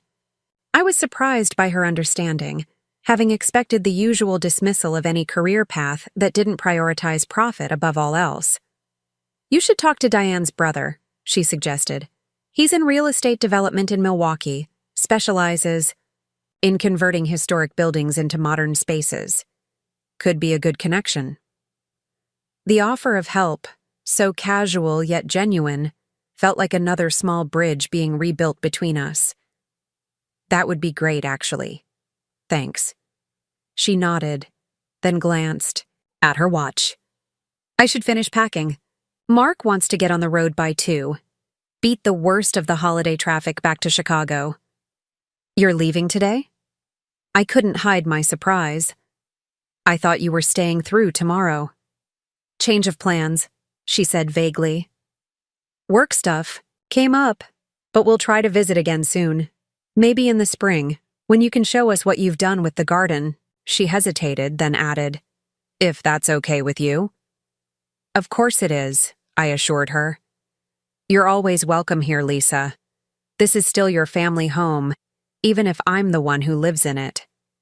Something in her expression softened, a tension, releasing that I hadn't fully registered until it was gone. Thank you. That means a lot. As she turned to leave, I remembered something. Lisa, wait. I moved to my desk, opening the bottom drawer where I kept important documents. Before you go, I want to give you something. She watched curiously as I removed a folder, different from the one containing the mortgage paperwork. From it, I extracted a small stack of photographs, ones I'd discovered while cleaning out Grandpa's desk after his passing. These are from that summer at the cabin, I explained, holding them out to her. The one when you taught me to swim in the lake. You were 12, I was 9, remember? She took the photos, her expression softening as she flipped through them. I remember. You were terrified of the deep water, but determined not to show it. You spent hours with me, I reminded her. Patient, encouraging. Told me I could do anything if I just believed in myself enough. I smiled at the memory. That was the summer I realized how lucky I was to have you as a big sister. Lisa looked up from the photos, a rare vulnerability in her expression. I was a better sister then than I have been lately. You were, I agreed. And you can be again. I nodded toward the pictures in her hand. Keep those. They're duplicates. I have copies. She tucked the photos carefully into her pocket, nodding her thanks. I should finish packing, but Jenny? She hesitated, searching for words. Thank you. For everything. After she left, I remained in my office, processing the unexpected turn our relationship had taken. The conflict wasn't fully resolved. Real family healing never happens in a single conversation. But we had taken an important first step. For the first time in years, I felt hope for a genuine reconnection with my sister, one based on mutual respect rather than competition. Outside, Emma's delighted squeals drifted through the window as Dad apparently joined the snow fort construction, his military precision bringing new structural integrity to the project. Mom and Diane had moved to the porch, bundled in blankets as they supervised from a safe, warm distance. And somewhere upstairs, Lisa and Mark were preparing to return to their complicated life in Chicago, hopefully with a clearer understanding of each other and a plan for moving forward. As for me, I was exactly where I was meant to be. In the house that had sheltered generations of Thompsons, that had witnessed countless family dramas and celebrations, that had been entrusted to me by a grandfather who somehow understood what I needed before I did. Not just a physical structure, but a purpose, a legacy to preserve, a home to love. The cardinal returned to the feeder outside my window, joined again by its mate. Together they pecked at the seeds, their bright presence a splash of color against the winter white. Messengers, Grandpa would have said, letting me know that all was well, that the family would endure, that what was broken could, with care and patience, be made whole again. 3 months after that fateful Christmas, spring arrived in Madison with a vengeance. One day there was snow on the ground, and the next, crocuses were pushing through the soil in defiant bursts of color. I spent a Saturday morning on my hands and knees in Grandpa's garden, my garden now, clearing away winter debris and planning what I'd plant when the soil warmed enough. The garden had been one of Grandpa's great joys in his later years. He'd taught me the difference between annuals and perennials, showed me how to test soil pH with a kit from the hardware store, and patiently explained why some plants needed full sun while others thrived in shade. It's about understanding what each living thing needs to flourish, he'd told me once, patting the earth around a newly planted rose bush. Same with people, Jenny girl. Figure out what they need and give them that. I smiled at the memory, brushing dirt from my gloves as I sat back on my heels to survey my progress. The flower beds were cleared and ready for new plantings, the remnants of last year's growth now piled neatly for composting. The vegetable garden plot was turned over, rich black soil exposed to the strengthening spring sun. In a few weeks, I'd plant the tomato seedlings currently occupying my kitchen windowsill, along with beans, cucumbers, and the herbs Grandpa had grown every year. Looking good out here.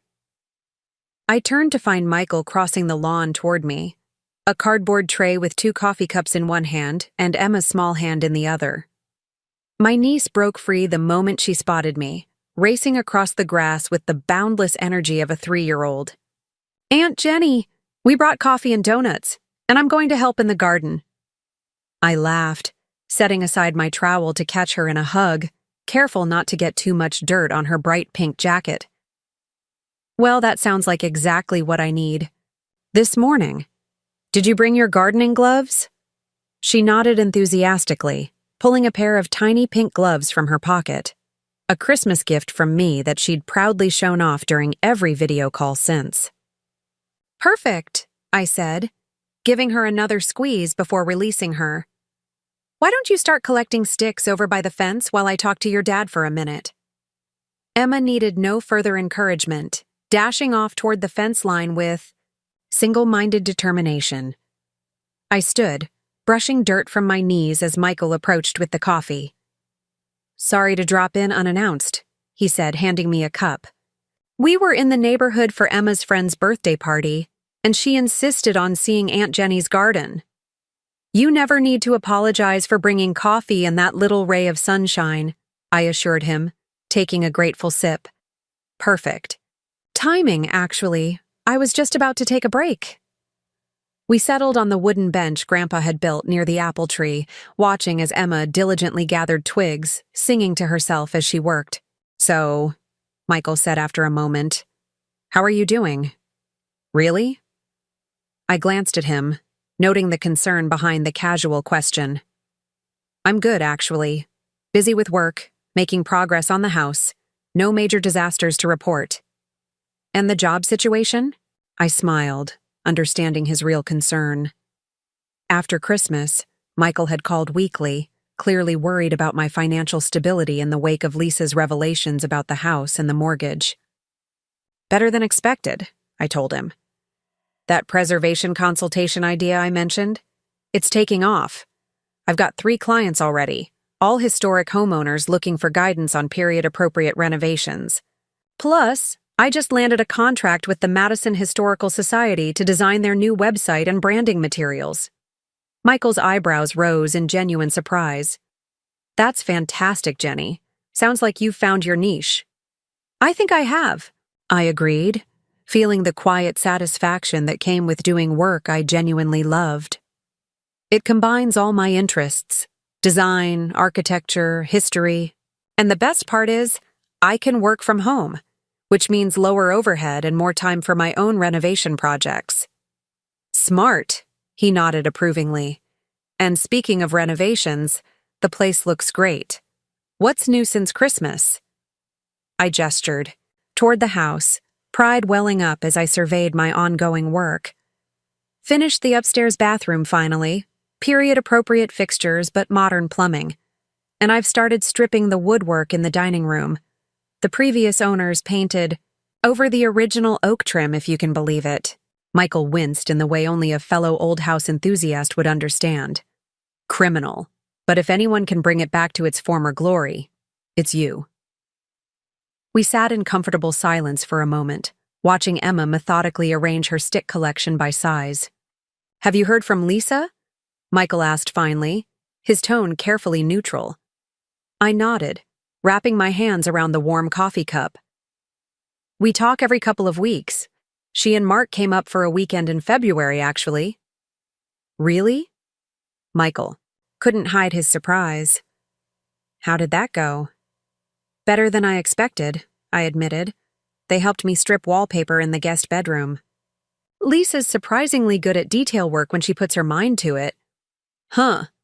Michael took a sip of his coffee, processing this information. And the loan? Any progress there? Mark's made 3 payments already, I confirmed. Right on schedule. I tried to tell them they could take more time, but he was adamant about sticking to the agreement. Good for him, Michael said, a note of approval in his voice. And how are things between them? Lisa seemed pretty upset on Christmas. I considered the question, thinking back to Lisa and Mark's visit. They'd arrived on a Friday evening, their dynamic noticeably different from what I'd observed at Christmas. Mark seemed more assertive, Lisa more willing to listen. They'd moved around each other with a new awareness, like dance partners relearning familiar steps. They're working on things, I said finally. Lisa mentioned they're seeing a financial counselor, and Mark said something about them taking a Dave Ramsey course together. I smiled at the thought of my luxury-loving sister embracing frugality. She complained about it, of course, but I think secretly she's relieved to have some structure. Michael chuckled. Never thought I'd see the day. Lisa, I need those designer boots Thompson on a budget. People can surprise you, I said mildly. She's trying, Michael. That counts for something. He nodded, conceding the point. Fair enough. And how about her attitude toward the house? Still coveting thy neighbor's property? I rolled my eyes at his phrasing, but appreciated the concern behind it. She seems to have accepted that the house is mine. When they visited, she actually helped me research period-appropriate paint colors for the dining room. Found an 1890s catalog reprint that shows what would have been used when the house was built. Wow. Michael looked genuinely impressed. That's, unexpected. I think she's trying to find a way to be connected to the house without owning it, I explained. To honor Grandpa's legacy in her own way. I hesitated, then added, and I think she genuinely wants to repair our relationship. Christmas was a wake-up call for her in more ways than one. Emma came running over then, her arms full of sticks and her face flushed with the importance of her task. Look how many I found, Aunt Jenny. Can we use them to make houses for the garden fairies? That's an excellent idea, I told her solemnly. Fairy houses are very important for a healthy garden. Why don't you start building them over by the rose bushes while I finish talking to your dad? Satisfied with this plan, Emma skipped off toward the rose garden, already deep in conversation with the imaginary fairies who would soon inhabit her creations. She's getting so big, I said, watching her with a pang of wistfulness. Seems like yesterday she was just learning to walk. Tell me about it, Michael agreed. Diane's already researching kindergartens. Not that Emma will start for another year, but you know Diane, always planning ahead. Speaking of planning ahead, I said, remembering something. Did Lisa talk to you about Memorial Day weekend? Michael nodded. She called last week. Suggested we all meet up at the cabin for a family gathering. Mom and Dad are on board. Diane's checking her work schedule, but it should be fine. The cabin, Grandpa's other property, the lakeside retreat, in northern Wisconsin that he'd left to Lisa, had been the site of countless family vacations over the years. Lisa's suggestion that we revive the tradition was another sign of her efforts to rebuild family connections. "I think it's a great idea," I said. "Emma will love the lake, and it'll be nice to see the cabin again. It's been, 5 years?" "At least," Michael confirmed. "Not since before Grandpa got sick." He paused, then added, "Lisa mentioned she and Mark have been fixing it up. New roof, updated kitchen, some other repairs." "That's good to hear," I said, genuinely pleased that Lisa was taking her stewardship of the cabin seriously. It needed some attention. Apparently they're doing it right, keeping the rustic character while making it more comfortable. Lisa specifically mentioned preserving the original knotty pine walls but adding better insulation. He gave me a knowing look. "Sound familiar?" I laughed, recognizing my own renovation philosophy echoed in Lisa's approach. "Maybe I've been a good influence after all." "Maybe you have," Michael agreed, his expression turning thoughtful. "You know, I wasn't sure about Grandpa's decision to split things up the way he did. The house to you, the cabin to Lisa, the cars to me. Seemed like it might create more problems than it solved, but looking back, I think he knew exactly what he was doing." "How so?" I asked, curious about my brother's perspective. Michael gestured toward the house. "This place needed someone who would love it for what it is, who would preserve its history while making it work for the future. That's you, Jenny, through and through." He smiled, a flash of the little boy who'd followed me around when we were kids. The cabin needed someone with Lisa's organizational skills and attention to detail, someone who could manage a property that's used occasionally but needs to be maintained year-round. "And the cars?" He shrugged. "I guess Grandpa knew I'd keep them running and appreciate them for the engineering marvels they are." I considered this assessment, finding truth in it that I hadn't fully articulated before. Grandpa was wiser than we gave him credit for. "Usually the case with the older generation," Michael said with a grin. "We think they're stuck in the past, but really they're just playing the long game." Emma came running back, breathless, with excitement. "Daddy, Aunt Jenny, come see the fairy houses. They're all ready, and the fairies are going to move in tonight." We dutifully followed her to inspect the collection of carefully arranged stick structures, complete with leaf roofs and pebble pathways. I knelt beside her, admiring her handiwork with appropriate enthusiasm. "These are excellent fairy houses," I assured her. "You know, I think we should plant some flowers nearby so the fairies have something pretty to look at. Would you like to help me do that when it gets a little warmer?" Emma's eyes widened with delight. "Yes! Can we plant pink ones? Fairies love pink." "Absolutely," I promised. "Pink flowers for pink-loving fairies." Michael checked his watch. "We should probably get going, Pumpkin. Mom's expecting us back for lunch, and then we need to head home." Emma's face fell momentarily, then brightened. "Can we come back soon? To see if the fairies moved in?" "Any time," I assured her.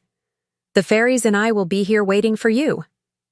After hugs and promises of future garden adventures, Michael and Emma headed back to their car.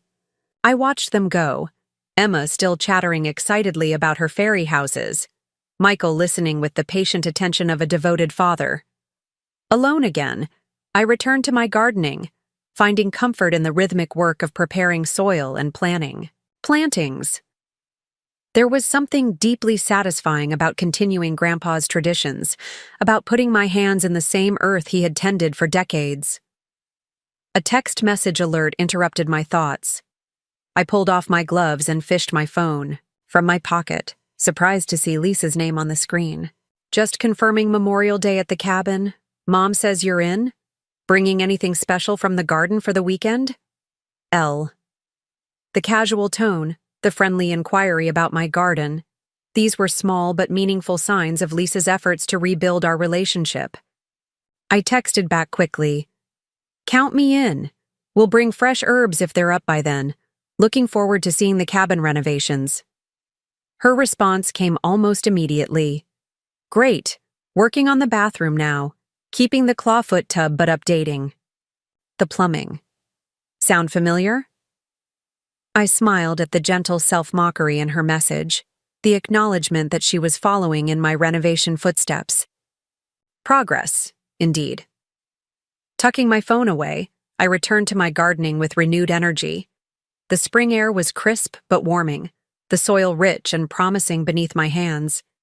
In a few months, this space would be transformed, bursting with flowers, vegetables, and herbs, just as it had been during Grandpa's time. Transformation. That seemed to be the theme lately, not just in the garden or the house, but in my relationship with Lisa. Christmas had brought things to a breaking point, forced us to confront years of unspoken competition and resentment. But from that difficult moment, something new was emerging. Not the easy closeness of our childhood, perhaps, but a more mature relationship based on mutual respect and understanding. As I finished my work in the garden, I found myself looking forward to the Memorial Day gathering with genuine anticipation, rather than the usual mix of love and dread that family events often inspired. The thought of seeing the cabin again, of watching Emma experience the lake as Lisa and I had at her age, filled me with a quiet joy. Later that evening, as I sat on the porch with a glass of wine, watching the last of the daylight fade from the sky, my phone rang. Dad's name appeared on the screen, an unusual occurrence given his general dislike of telephone conversations. "Dad? Everything okay?" I answered, a reflexive worry creeping into my voice. "Fine, fine," he assured me, his tone brisk but not alarmed. "Just calling about this Memorial Day plan of Lisa's. Your mother wanted me to check if you need a ride. Up to the cabin." "Oh." I relaxed, smiling at the transparent excuse. Mom could easily have texted me that question herself. "No, I'm all set. Planning to drive up Friday morning. But thanks for the offer." "Good, good," he said, and then fell silent in the way that always indicated he had more to say, but was working up to it. I waited patiently, familiar with his communication style after 32 years as his daughter. "Your sister called earlier," he said finally. "Wanted my opinion on some electrical work they're doing at the cabin, replacing the old fuse box with a proper circuit breaker panel." "Smart upgrade," I commented, knowing Dad would appreciate the practical improvement. "What did you tell her?" "Told her to make sure they hire someone who knows what they're doing with older wiring," he said. "Those cabin electrical systems can be tricky. Lot of DIY work done over the years, not all of it up to code." "Good advice," I agreed. Another pause, longer this time. I sipped my wine, watching a pair of cardinals flit between the branches of the maple tree in my front yard. "She mentioned you'd been up to visit," Dad said eventually. "Helped with some wallpaper removal." "We did," I confirmed. "It was a good weekend. Productive." A thoughtful sound, neither approval nor disapproval. "And how did that go? You and Lisa working together?" The question revealed the real purpose of his call. Dad had never been one to pry into his children's emotional lives, preferring to let us sort out our own problems. But in his own way, he worried about all of us. "It went well," I told him honestly. "Better than I expected. We're finding our way back to being sisters instead of competitors." "Good," he said simply, but I could hear the relief in that single syllable. "Your mother will be pleased to hear it." I smiled, translating the statement to its true meaning. Dad was pleased to hear it, but would never say so directly. "How is Mom?" I asked, allowing him the change of subject. "Hip still giving her trouble?" "Less than before," he reported. "Physical therapy's helping. She's talking about planting flowers again this year." We chatted for a few more minutes about practical matters, Mom's health, Dad's volunteer work at the Veterans Center, the unseasonably warm spring weather. Just as we were about to hang up, Dad cleared his throat, a signal that he had one more thing to say. "Your grandfather would be pleased," he said, the words coming out with the careful deliberation he reserved for important statements. With the house, with you and Lisa working things out, he believed in family above all else. The unexpected comment warmed me more than the wine had. "Thank you, Dad. That means a lot coming from you." "Just stating facts," he said, his voice returning to its usual brisk tone. "Well, your mother's calling me for dinner. We'll see you at the cabin." After we hung up, I sat with my empty wine glass, watching as the first stars appeared in the darkening sky. Dad's words echoed in my mind. He believed in family above all else. It was true, though Grandpa had rarely stated it explicitly. His actions had always spoken for him. The way he hosted every holiday, maintained the cabin for family gatherings, kept in touch with distant relatives when others lost track, and in his final act, dividing his property among his grandchildren, he'd continued that legacy. Not by keeping everything together, as might have seemed the obvious choice for preserving family unity, but by giving each of us responsibility for a piece of the whole. In doing so, he'd ensured that we would have to communicate, to coordinate, to remain connected through our shared heritage. The house had become more than just my home. It was a gathering place, a repository of family history, a physical manifestation of continuity across generations. Lisa's cabin would serve a similar purpose, bringing us together for summers and holidays away from our everyday lives. And Michael's stewardship of Grandpa's classic cars meant family Sunday drives, car shows attended together, the ongoing story of restoration and preservation. 3 different legacies, 3 different passions, but all part of a greater whole. Grandpa's family, continuing into the future he wouldn't see but had helped to shape. The next morning, I woke early, inspired by my gardening progress and the pleasant weather forecast. After a quick breakfast, I headed to the hardware store for supplies, my mind already mapping out the day's projects. As I pushed my cart through the garden center selecting vegetable seeds and bags of organic fertilizer, a familiar voice called my name. I turned to find Diane waving from the perennial section, a flat of lavender plants in her cart. "Jenny, what perfect timing," she said, making her way toward me. "I was just thinking about calling you." "Hey, Diane," I greeted her with a hug. "No Emma today?" "School tour," she explained. "Michael took her to visit the kindergarten we're considering for next year. I'm using the free time to get some planting done." She gestured to her cart, which was filled with not just the lavender but several other flowering plants. "Our front yard needs some serious help." "Looks like you're on the right track," I approved, examining her selections. "These will look beautiful along your walkway." "That's the plan," she agreed. "But I wanted to ask you about something else. Michael mentioned you're doing some consultation work for historic homeowners." I nodded, curious about her interest. "Just starting out, but yes. Why do you ask?" "My brother Tom, you remember him from our wedding? He just bought an old Victorian in Milwaukee that needs a lot of work. He loves the house but has no idea where to start with renovations that won't destroy its character." She pulled out her phone, scrolling through photos before holding it out to me. "Look familiar?"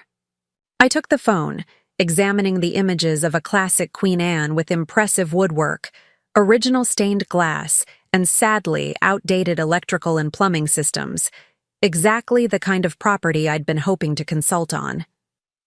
"Beautiful bones," I commented, swiping through the photos with growing interest. "Those pocket doors are amazing. And the staircase newel post. You don't see craftsmanship like that anymore." Diane grinned. "I knew you'd appreciate it. Tom's overwhelmed, though. The previous owners did some questionable updates in the 70s and 90s that need to be undone, but he doesn't want to make the same mistakes going the other direction." "That's exactly the kind of project I'm focusing on," I told her, feeling a spark of professional excitement. Helping homeowners navigate the balance between historical integrity and modern functionality. Would you be willing to talk to him? Maybe even drive down to Milwaukee to see the place in person? Diane asked. He's prepared to pay your consultation. Fee, of course. Lisa mentioned you're very reasonable compared to the big restoration firms. The casual mention of Lisa's endorsement caught me by surprise. Lisa recommended me to your brother? Diane nodded, seemingly unaware of how significant this was. She was quite enthusiastic, actually. Said you had a natural eye for historical detail and practical approach to preservation. Her words, not mine. I felt a rush of warmth at this unexpected vote of confidence from my sister. After years of Lisa dismissing my career choices as impractical or insufficient, her professional endorsement meant more than Diane could know. I'd be happy to talk with Tom, I said, making a mental note to thank Lisa during our next conversation. Have him email me some more photos and details about what he's hoping to accomplish, and we can set up a time for me to visit. Perfect. Diane beamed, clearly pleased to have solved her brother's problems so easily. He'll be thrilled. He was about to hire some big modernization firm that would have gutted all the character right out of the place. We chatted for a few more minutes about plants and family news before parting ways with promises to catch up more thoroughly at the cabin over Memorial Day weekend. As I finished my shopping and loaded supplies into my car, I found myself thinking about Lisa's recommendation, what it represented in terms of our evolving relationship. It wasn't just that she'd put in a good word for my services. It was that she genuinely believed in my expertise, respected my approach enough to stake her own reputation on it with extended family. For someone like Lisa, whose professional standing was paramount, that was no small gesture. Back home, I spent the afternoon planting, taking advantage of the mild weather and my own high spirits. As I worked, I mentally composed an email to Tom about his Victorian, already envisioning how I might help him preserve its historical features while making it livable for a modern family. This new direction in my work life felt right in a way that my previous corporate job never had. There, I'd been designing marketing materials for products I felt no connection to, following brand guidelines that left little room for creativity. Now I was helping people honor the past while building their futures, work that resonated with my own values and passions. When the last seeds were planted and the tools cleaned and put away, I took a well-earned shower and settled on the porch with my laptop. The email to Tom took shape quickly, my enthusiasm for historical renovation flowing easily onto the screen. I attached photos of my own home restoration as examples of the balance between preservation and modernization, highlighting where I'd maintained original features and where I'd made necessary updates. Just as I was about to hit send, my phone buzzed with a text message from Lisa. Diane says she ran into you today and mentioned Tom's Victorian. Hope that was okay? Thought his project would be perfect for your consultation service. His budget's decent too. I smiled, appreciating both the business lead and the thoughtfulness behind it. I replied, more than okay. Thanks for the recommendation. Working on an email to him now. Means a lot that you thought of me. Her response came back quickly. You're the best person for the job. Besides, keeping historical properties in good hands seems to run in the family now. The simple acknowledgement brought a lump to my throat.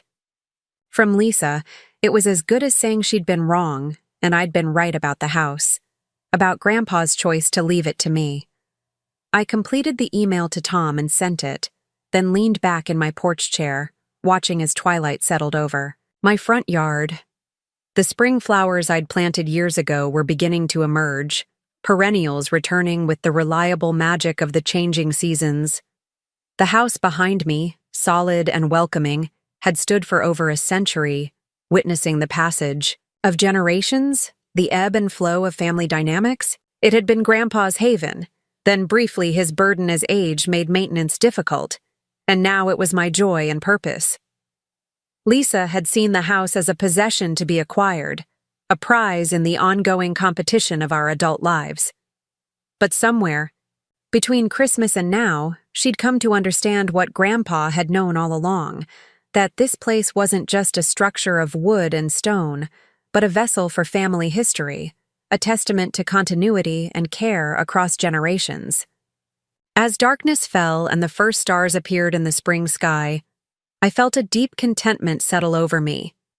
There would be more work tomorrow, client projects, house repairs, garden tending, but all of it felt purposeful, connected to something larger than myself. The cardinal pair that had been visiting my garden returned for one final evening appearance, the male's bright plumage still visible in the fading light as they settled in the old maple tree. Grandpa's messengers, keeping an eye on things. "We're doing okay," I told them softly. "The family's finding its way back together, just like you wanted." And somewhere, I like to think, Grandpa Thompson was nodding in approval, satisfied that his legacy was in good hands after all. Memorial Day weekend arrived with perfect weather, sunshine, gentle breezes, and temperatures warm enough for swimming but not so hot as to make outdoor activities uncomfortable. I drove the familiar route to the family cabin with windows down, singing along to the radio and enjoying the increasingly rural scenery as Madison's suburbs gave way to Wisconsin's northern forests. The last time I'd visited the cabin was before Grandpa fell ill, nearly 5 years ago. We'd celebrated his 80th birthday there. All 3 grandchildren plus our parents gathered around the massive picnic table overlooking the lake. Grandpa had insisted on grilling steaks himself, waving away all offers of help with his characteristic stubbornness. "Been cooking on this grill for 40 years, he'd said. "No reason to stop now." As I turned onto the narrow gravel road leading to the cabin, memories washed over me.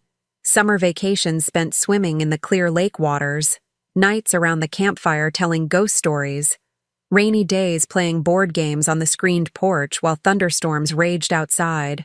The cabin held as much family history as the house in Madison, though in a different, more concentrated form. While the house had been everyday life, the cabin was where exceptional memories were made. Lisa's silver SUV was already parked in the clearing beside the cabin, along with Mom and Dad's practical sedan. Michael and Diane hadn't arrived yet, but they had the longest drive from Milwaukee and were traveling with a 3-year-old, which inevitably meant multiple stops along the way. I parked beside Lisa's vehicle and took a moment to study the cabin's exterior. She had mentioned renovations, but from the outside, little had changed. The same weathered cedar siding, the same green-painted shutters, the same stone chimney climbing the western wall. The only obvious difference was a new metal roof, practical, and long-lasting but in the same forest green as the original asphalt shingles had been. Before I could gather my bags from the trunk, the screen door creaked open and Lisa emerged onto the porch, waving in greeting. "You made it!" she called, descending the wooden steps. "How was the drive?" "Smooth," I replied, popping the trunk. "No traffic once I got north of Wausau." I pulled out my duffel bag and a canvas tote filled with fresh herbs from my garden. "Here, I brought these from the garden like I promised. Basil, thyme, rosemary, and some early chives." Lisa accepted the tote, peering inside with genuine interest. "These look amazing. We'll definitely use them for dinner tonight. I was thinking grilled fish with herb butter." She hesitated, then added, "Using Grandpa's recipe if you still remember it." The reference to our shared culinary history caught me by surprise. Lisa and I had learned to make herb butter together under Grandpa's guidance when we were teenagers, crushing fresh herbs with coarse salt before mixing them into softened butter. It had become a cabin tradition, something we prepared together on the first night of every visit. "I remember," I assured her. "Do we have all the other ingredients?" "Salt, butter, lemon," she confirmed. "Mark's driving into town later for ice and beer. He can pick up anything else we need." I grabbed my cooler from the back seat and we headed toward the cabin together. "How long have you and Mark been here?" "Since yesterday afternoon," Lisa said. "We wanted to get everything ready before everyone arrived. Had to air the place out, make sure the water heater was working properly, that sort of thing. The casual mention of practical preparations, so different from the Lisa who once would have considered such tasks beneath her, was another small sign of how much had changed since Christmas. As we approached the porch steps, I could see more clearly what had and hadn't been altered in the renovations. The original wood siding had been carefully maintained, likely sanded and resealed rather than replaced. The green shutters looked freshly painted, but were definitely the originals. The biggest change was the porch itself, rebuilt with what looked like composite decking material, practical and long-lasting. "The porch looks great," I commented. "Smart choice on the materials." Lisa nodded, looking pleased by my approval. We went back and forth on that. I wanted to stay with natural wood for authenticity, but Mark made the practical argument that composite would last 3 times as long and need almost no maintenance. A good compromise, I agreed. Grandpa would have approved of the longevity. Actor? That's what Mark said. She held the screen door open for me. "Come see what we've done inside. I think you'll appreciate the balance we struck." The interior of the cabin was just as I remembered and entirely different, all at once. The knotty pine walls remained unchanged, their warm honey color and distinctive knot patterns exactly as they had been in my childhood. The stone fireplace still dominated the main living area, its massive hearth a gathering point for family on chilly evenings. But the furniture had been updated. The sagging, decades-old couch replaced with a comfortable-looking sectional in a practical forest. Green, the scratched coffee table swapped for a new one built of reclaimed barnwood. The kitchen, visible through an open doorway, had undergone the most significant transformation. The ancient avocado green appliances were gone, replaced by modern stainless steel versions. The Formica countertops had given way to butcher block, and the linoleum floor was now slate tile. But the original pine cabinets remained, likely refinished rather than replaced, and the layout was unchanged. "What do you think?" Lisa asked, a hint of nervousness in her voice that I rarely heard from my confident sister. "Too much? Not enough?" I set my cooler on the kitchen counter, taking a moment to really look around. "I think it's perfect," I said honestly. "You've preserved what matters, the feeling, the character, while making necessary updates for functionality." Her expression relaxed into a smile. "That was exactly what we were going for. I kept thinking about what you would do, how you'd balance preservation with practicality." The admission warmed me more than I could express. "Well, you nailed it. Grandpa would love what you've done with the place." "That's what Mom said," Lisa confirmed, looking genuinely pleased. "She and Dad are down at the dock. They walked down right after breakfast to see if the loons are nesting in the same spot this year." I smiled, picturing our parents continuing traditions that had begun in their own childhoods at this lake. "Are they? The loons, I mean." "Same spot as always," Lisa confirmed. 2 eggs in the nest. Dad's been watching them through his binoculars all morning." We spent the next hour catching up as I unpacked and Lisa showed me the rest of the cabin. Renovations. The bathroom had indeed been updated while preserving the clawfoot tub, just as she'd mentioned in her text. The bedrooms had new mattresses, but the same charming pine furniture that had been there for generations. By noon, our parents had returned from their lakeside birdwatching, and we all gathered on the rebuilt porch for sandwiches and iced tea. The conversation flowed easily, touching on family news, work updates, and plans for the weekend ahead. "Michael called," Dad announced as we were finishing lunch. "They're about an hour out. Emma's been asking if she can go swimming immediately upon arrival." Mom laughed. "Just like her father at that age. Michael used to have his swimsuit on under his clothes for the drive up, so he could run straight to the dock." "That's not a bad idea," I said, beginning to clear the lunch dishes. "It's warm enough for swimming, and the lake looks perfect." "The water's still chilly," Lisa cautioned, "but refreshing once you get used to it. Mark and I went in yesterday afternoon." Dad raised an eyebrow, clearly surprised that his designer-clothed, salon-manicured eldest daughter had willingly submerged herself in a natural lake. Lisa caught his expression and grinned. "What? I can still swim, Dad. Some things you never forget. Like how to cannonball off the dock," I teased, remembering her teenage speciality that had reliably soaked anyone sitting nearby. She laughed, shaking her head. "Maybe not that. But Mark and I paddled around the lake in the canoe. The Johnsons next door have a new dock, by the way. Much bigger than the old one." The conversation turned to changes in the lake community. New neighbors, renovated cabins, the ongoing effort to keep the water clean and the fishing sustainable. Through it all, I found myself studying Lisa, noting the subtle but significant differences in her demeanor. She seemed more relaxed, less focused on projecting an image of flawless success. Her hair was pulled back in a simple ponytail, her face free of makeup, her clothing practical for a weekend at the lake, shorts, a t-shirt, and boat shoes. The Lisa of Christmas would have arrived in designer resort wear, determined to be the most stylish person even in a rustic setting. When Michael, Diane, and Emma finally arrived, the energy level immediately increased. Emma burst from the car, with a shout of excitement, racing up the porch steps to hug each of us in turn before demanding to know where the lake was and when she could go swimming. "Let's get your things inside first, honey," Diane laughed, trying to corral the enthusiastic 3-year-old. "Then we can change into swimsuits." "I'm already wearing mine," Emma announced proudly, lifting her shirt to reveal a pink bathing suit beneath.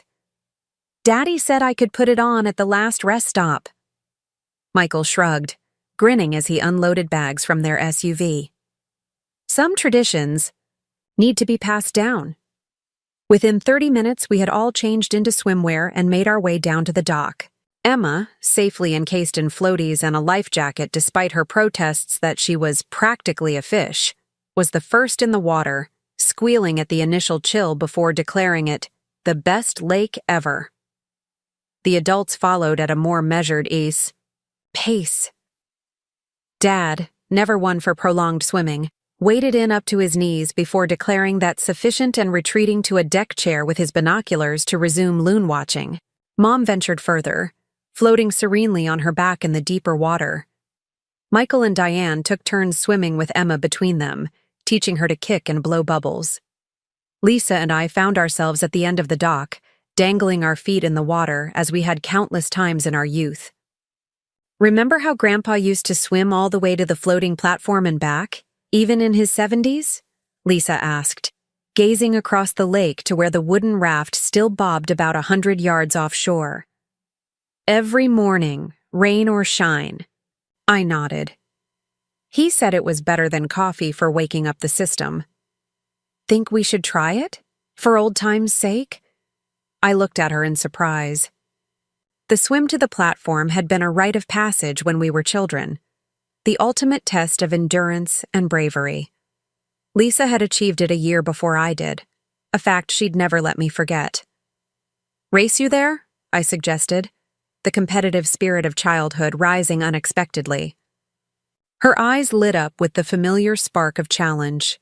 "You're on 3?"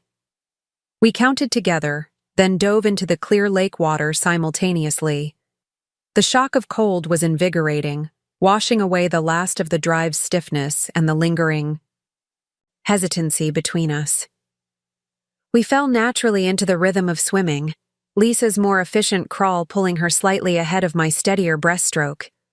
By the time we reached the platform, we were both breathing hard, more from laughter than exertion. Lisa reached the ladder first, hauling herself up and then extending a hand to help me climb aboard. "I win," she announced, flopping onto her, back on the sun-warmed wood. "As usual." "By 2 seconds, maybe," I protested, settling beside her. "And I'm pretty sure you've been practicing," she grinned, not denying it. "Mark and I did swim out here yesterday. I might have timed myself." I laughed, unsurprised by this revelation. Some things never change. "And some things do," she said, her expression turning more thoughtful. For the better, I think. We lay in comfortable silence for a few minutes, soaking in the spring sunshine and listening to the distant sounds of Emma's delighted squeals, as Michael tossed her gently into the shallower water near the shore. "I need to thank you," Lisa said finally, turning her head to look at me directly. "For what?" "For not giving up on me," she said simply. "After Christmas, after everything I tried to do with the house, you would have been justified in writing me off completely. But you didn't. I considered this, watching a pair of dragonflies dart over the water's surface. You're my sister, Lisa. That doesn't just go away because we disagree, even about something important. For me, it wasn't really about the house," she admitted. "Not fundamentally. It was about feeling like Grandpa had chosen you over me, like I had somehow failed him, despite everything I'd done to be the perfect granddaughter." The vulnerability in her voice was something I'd rarely heard from my accomplished, confident sister. "Grandpa didn't play favorites," I said gently. "He loved all of us, just in different ways. He saw us clearly, who we really were, what we truly needed." Lisa nodded, a droplet of lake water sliding from her hair down her cheek like a tear. "I'm starting to understand that. He gave me the cabin because he knew I'd maintain it, keep it in the family. He gave you the house because he knew you'd honor its history while making it a true home." She smiled faintly. "And he gave the loan documentation to you because he knew you wouldn't use it unless you absolutely had to." "Which I did," I acknowledged, regret coloring my tone. "I'm sorry it came to that, Lisa. I never wanted to embarrass you in front of the family." "Don't be sorry," she said firmly. "I needed that wake-up call. Mark and I both did. We've made a lot of changes since Christmas. Financial counseling, debt reduction plan, completely new approach to budgeting." She smiled ruefully. "I haven't bought designer anything in 4 months." I gasped in mock horror. "Who are you and what have you done with my sister?" She laughed, splashing water at me playfully. "I'm still me, just a slightly more grounded version. And happier, honestly. There's something freeing about not constantly chasing the next status symbol." "I'm proud of you," I said sincerely. "Both of you. Changing financial habits isn't easy." "No, but it's worth it." She sat up, wringing water from her ponytail. "We've paid off 2 credit cards completely, and we're on track with the repayment plan for Grandpa's loan. Mark says we should be debt-free except for the mortgage within 18 months. "That's incredible progress," I said, genuinely impressed. "And speaking of Mark, where is he? I haven't seen him since we arrived at the lake." "Supply run to town," Lisa explained. "We needed more ice, and he wanted to pick up steaks for tomorrow night's dinner. He should be back soon." She stretched, then glanced back toward the shore. "We should probably head back before Dad sends out a search party. He's been watching us through those binoculars for the last 5 minutes." Sure enough, Dad's distinctive silhouette was visible on the dock. Binoculars trained in our direction. We waved, and he lowered them to wave back. "Race you to shore?" I suggested. Lisa grinned, already moving toward the ladder. "Loser helps with dinner prep." "Deal." We dove back into the water together, our strokes more relaxed this time, less about competition and more about the simple joy of swimming in the clear lake that had witnessed so much of our shared history.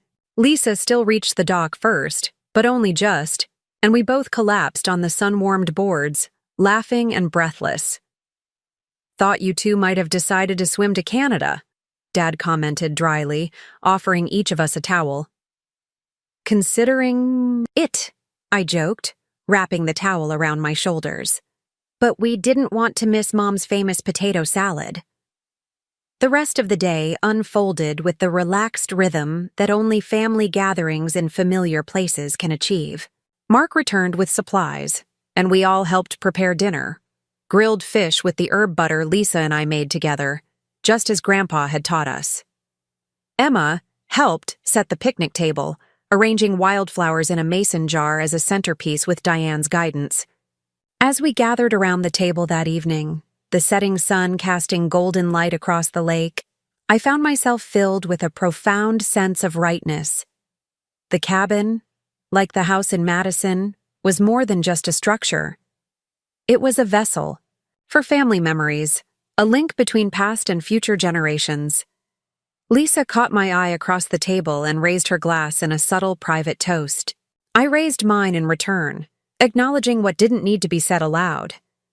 That Grandpa's final gift hadn't been the properties themselves, but the lessons we'd learned through them, about value beyond price tags, about stewardship rather than ownership, about the true meaning of legacy, and perhaps most importantly, about finding our way back to being sisters in the fullest sense of the word, not competitors, not strangers, but partners in preserving the family bonds that would outlast any deed or inheritance.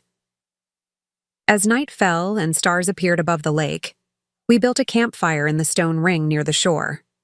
Emma, fighting sleep despite the long day, begged for stories about when her dad and aunts were little. We obliged, taking turns recounting adventures and misadventures from our own childhood summers at the cabin. "Remember when Lisa fell out? Of the canoe reaching for water lilies?" Michael prompted, grinning at our sister. "Only because you rocked it on purpose," she retorted, but with good humor.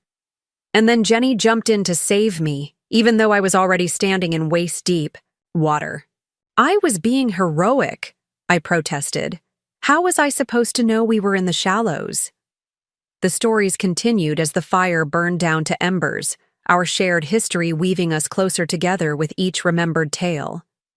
Emma finally succumbed to sleep in Diane's lap, her face peaceful in the firelight. One by one, family members drifted off to bed until only Lisa and I remained by the dying fire.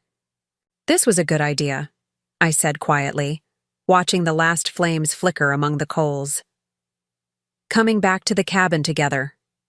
Lisa nodded, pulling her sweatshirt tighter against the night chill. "It felt like time, like something Grandpa would have wanted us to do." Above us, the stars shone with the extraordinary clarity only found far from city lights, their reflection dancing on the dark surface of the lake. Somewhere in the distance, a loon called, its haunting cry echoing across the water. "He'd be happy," I said, certain of this truth, "seeing us all here together." "Yes," Lisa agreed softly. "I think he would." In the comfortable silence that followed, I felt the last lingering tension between us dissolve, replaced by the stronger, deeper bonds of shared history and mutual understanding. Christmas had brought conflict, but also clarity. And here, in the place where we'd built so many childhood memories, we were creating something new yet familiar, a family reconnected, a legacy honored, a future secured. The embers glowed orange in the fire pit, providing just enough light to see Lisa's profile as she gazed out over the darkened lake. My once distant sister, now an ally in preserving what mattered most.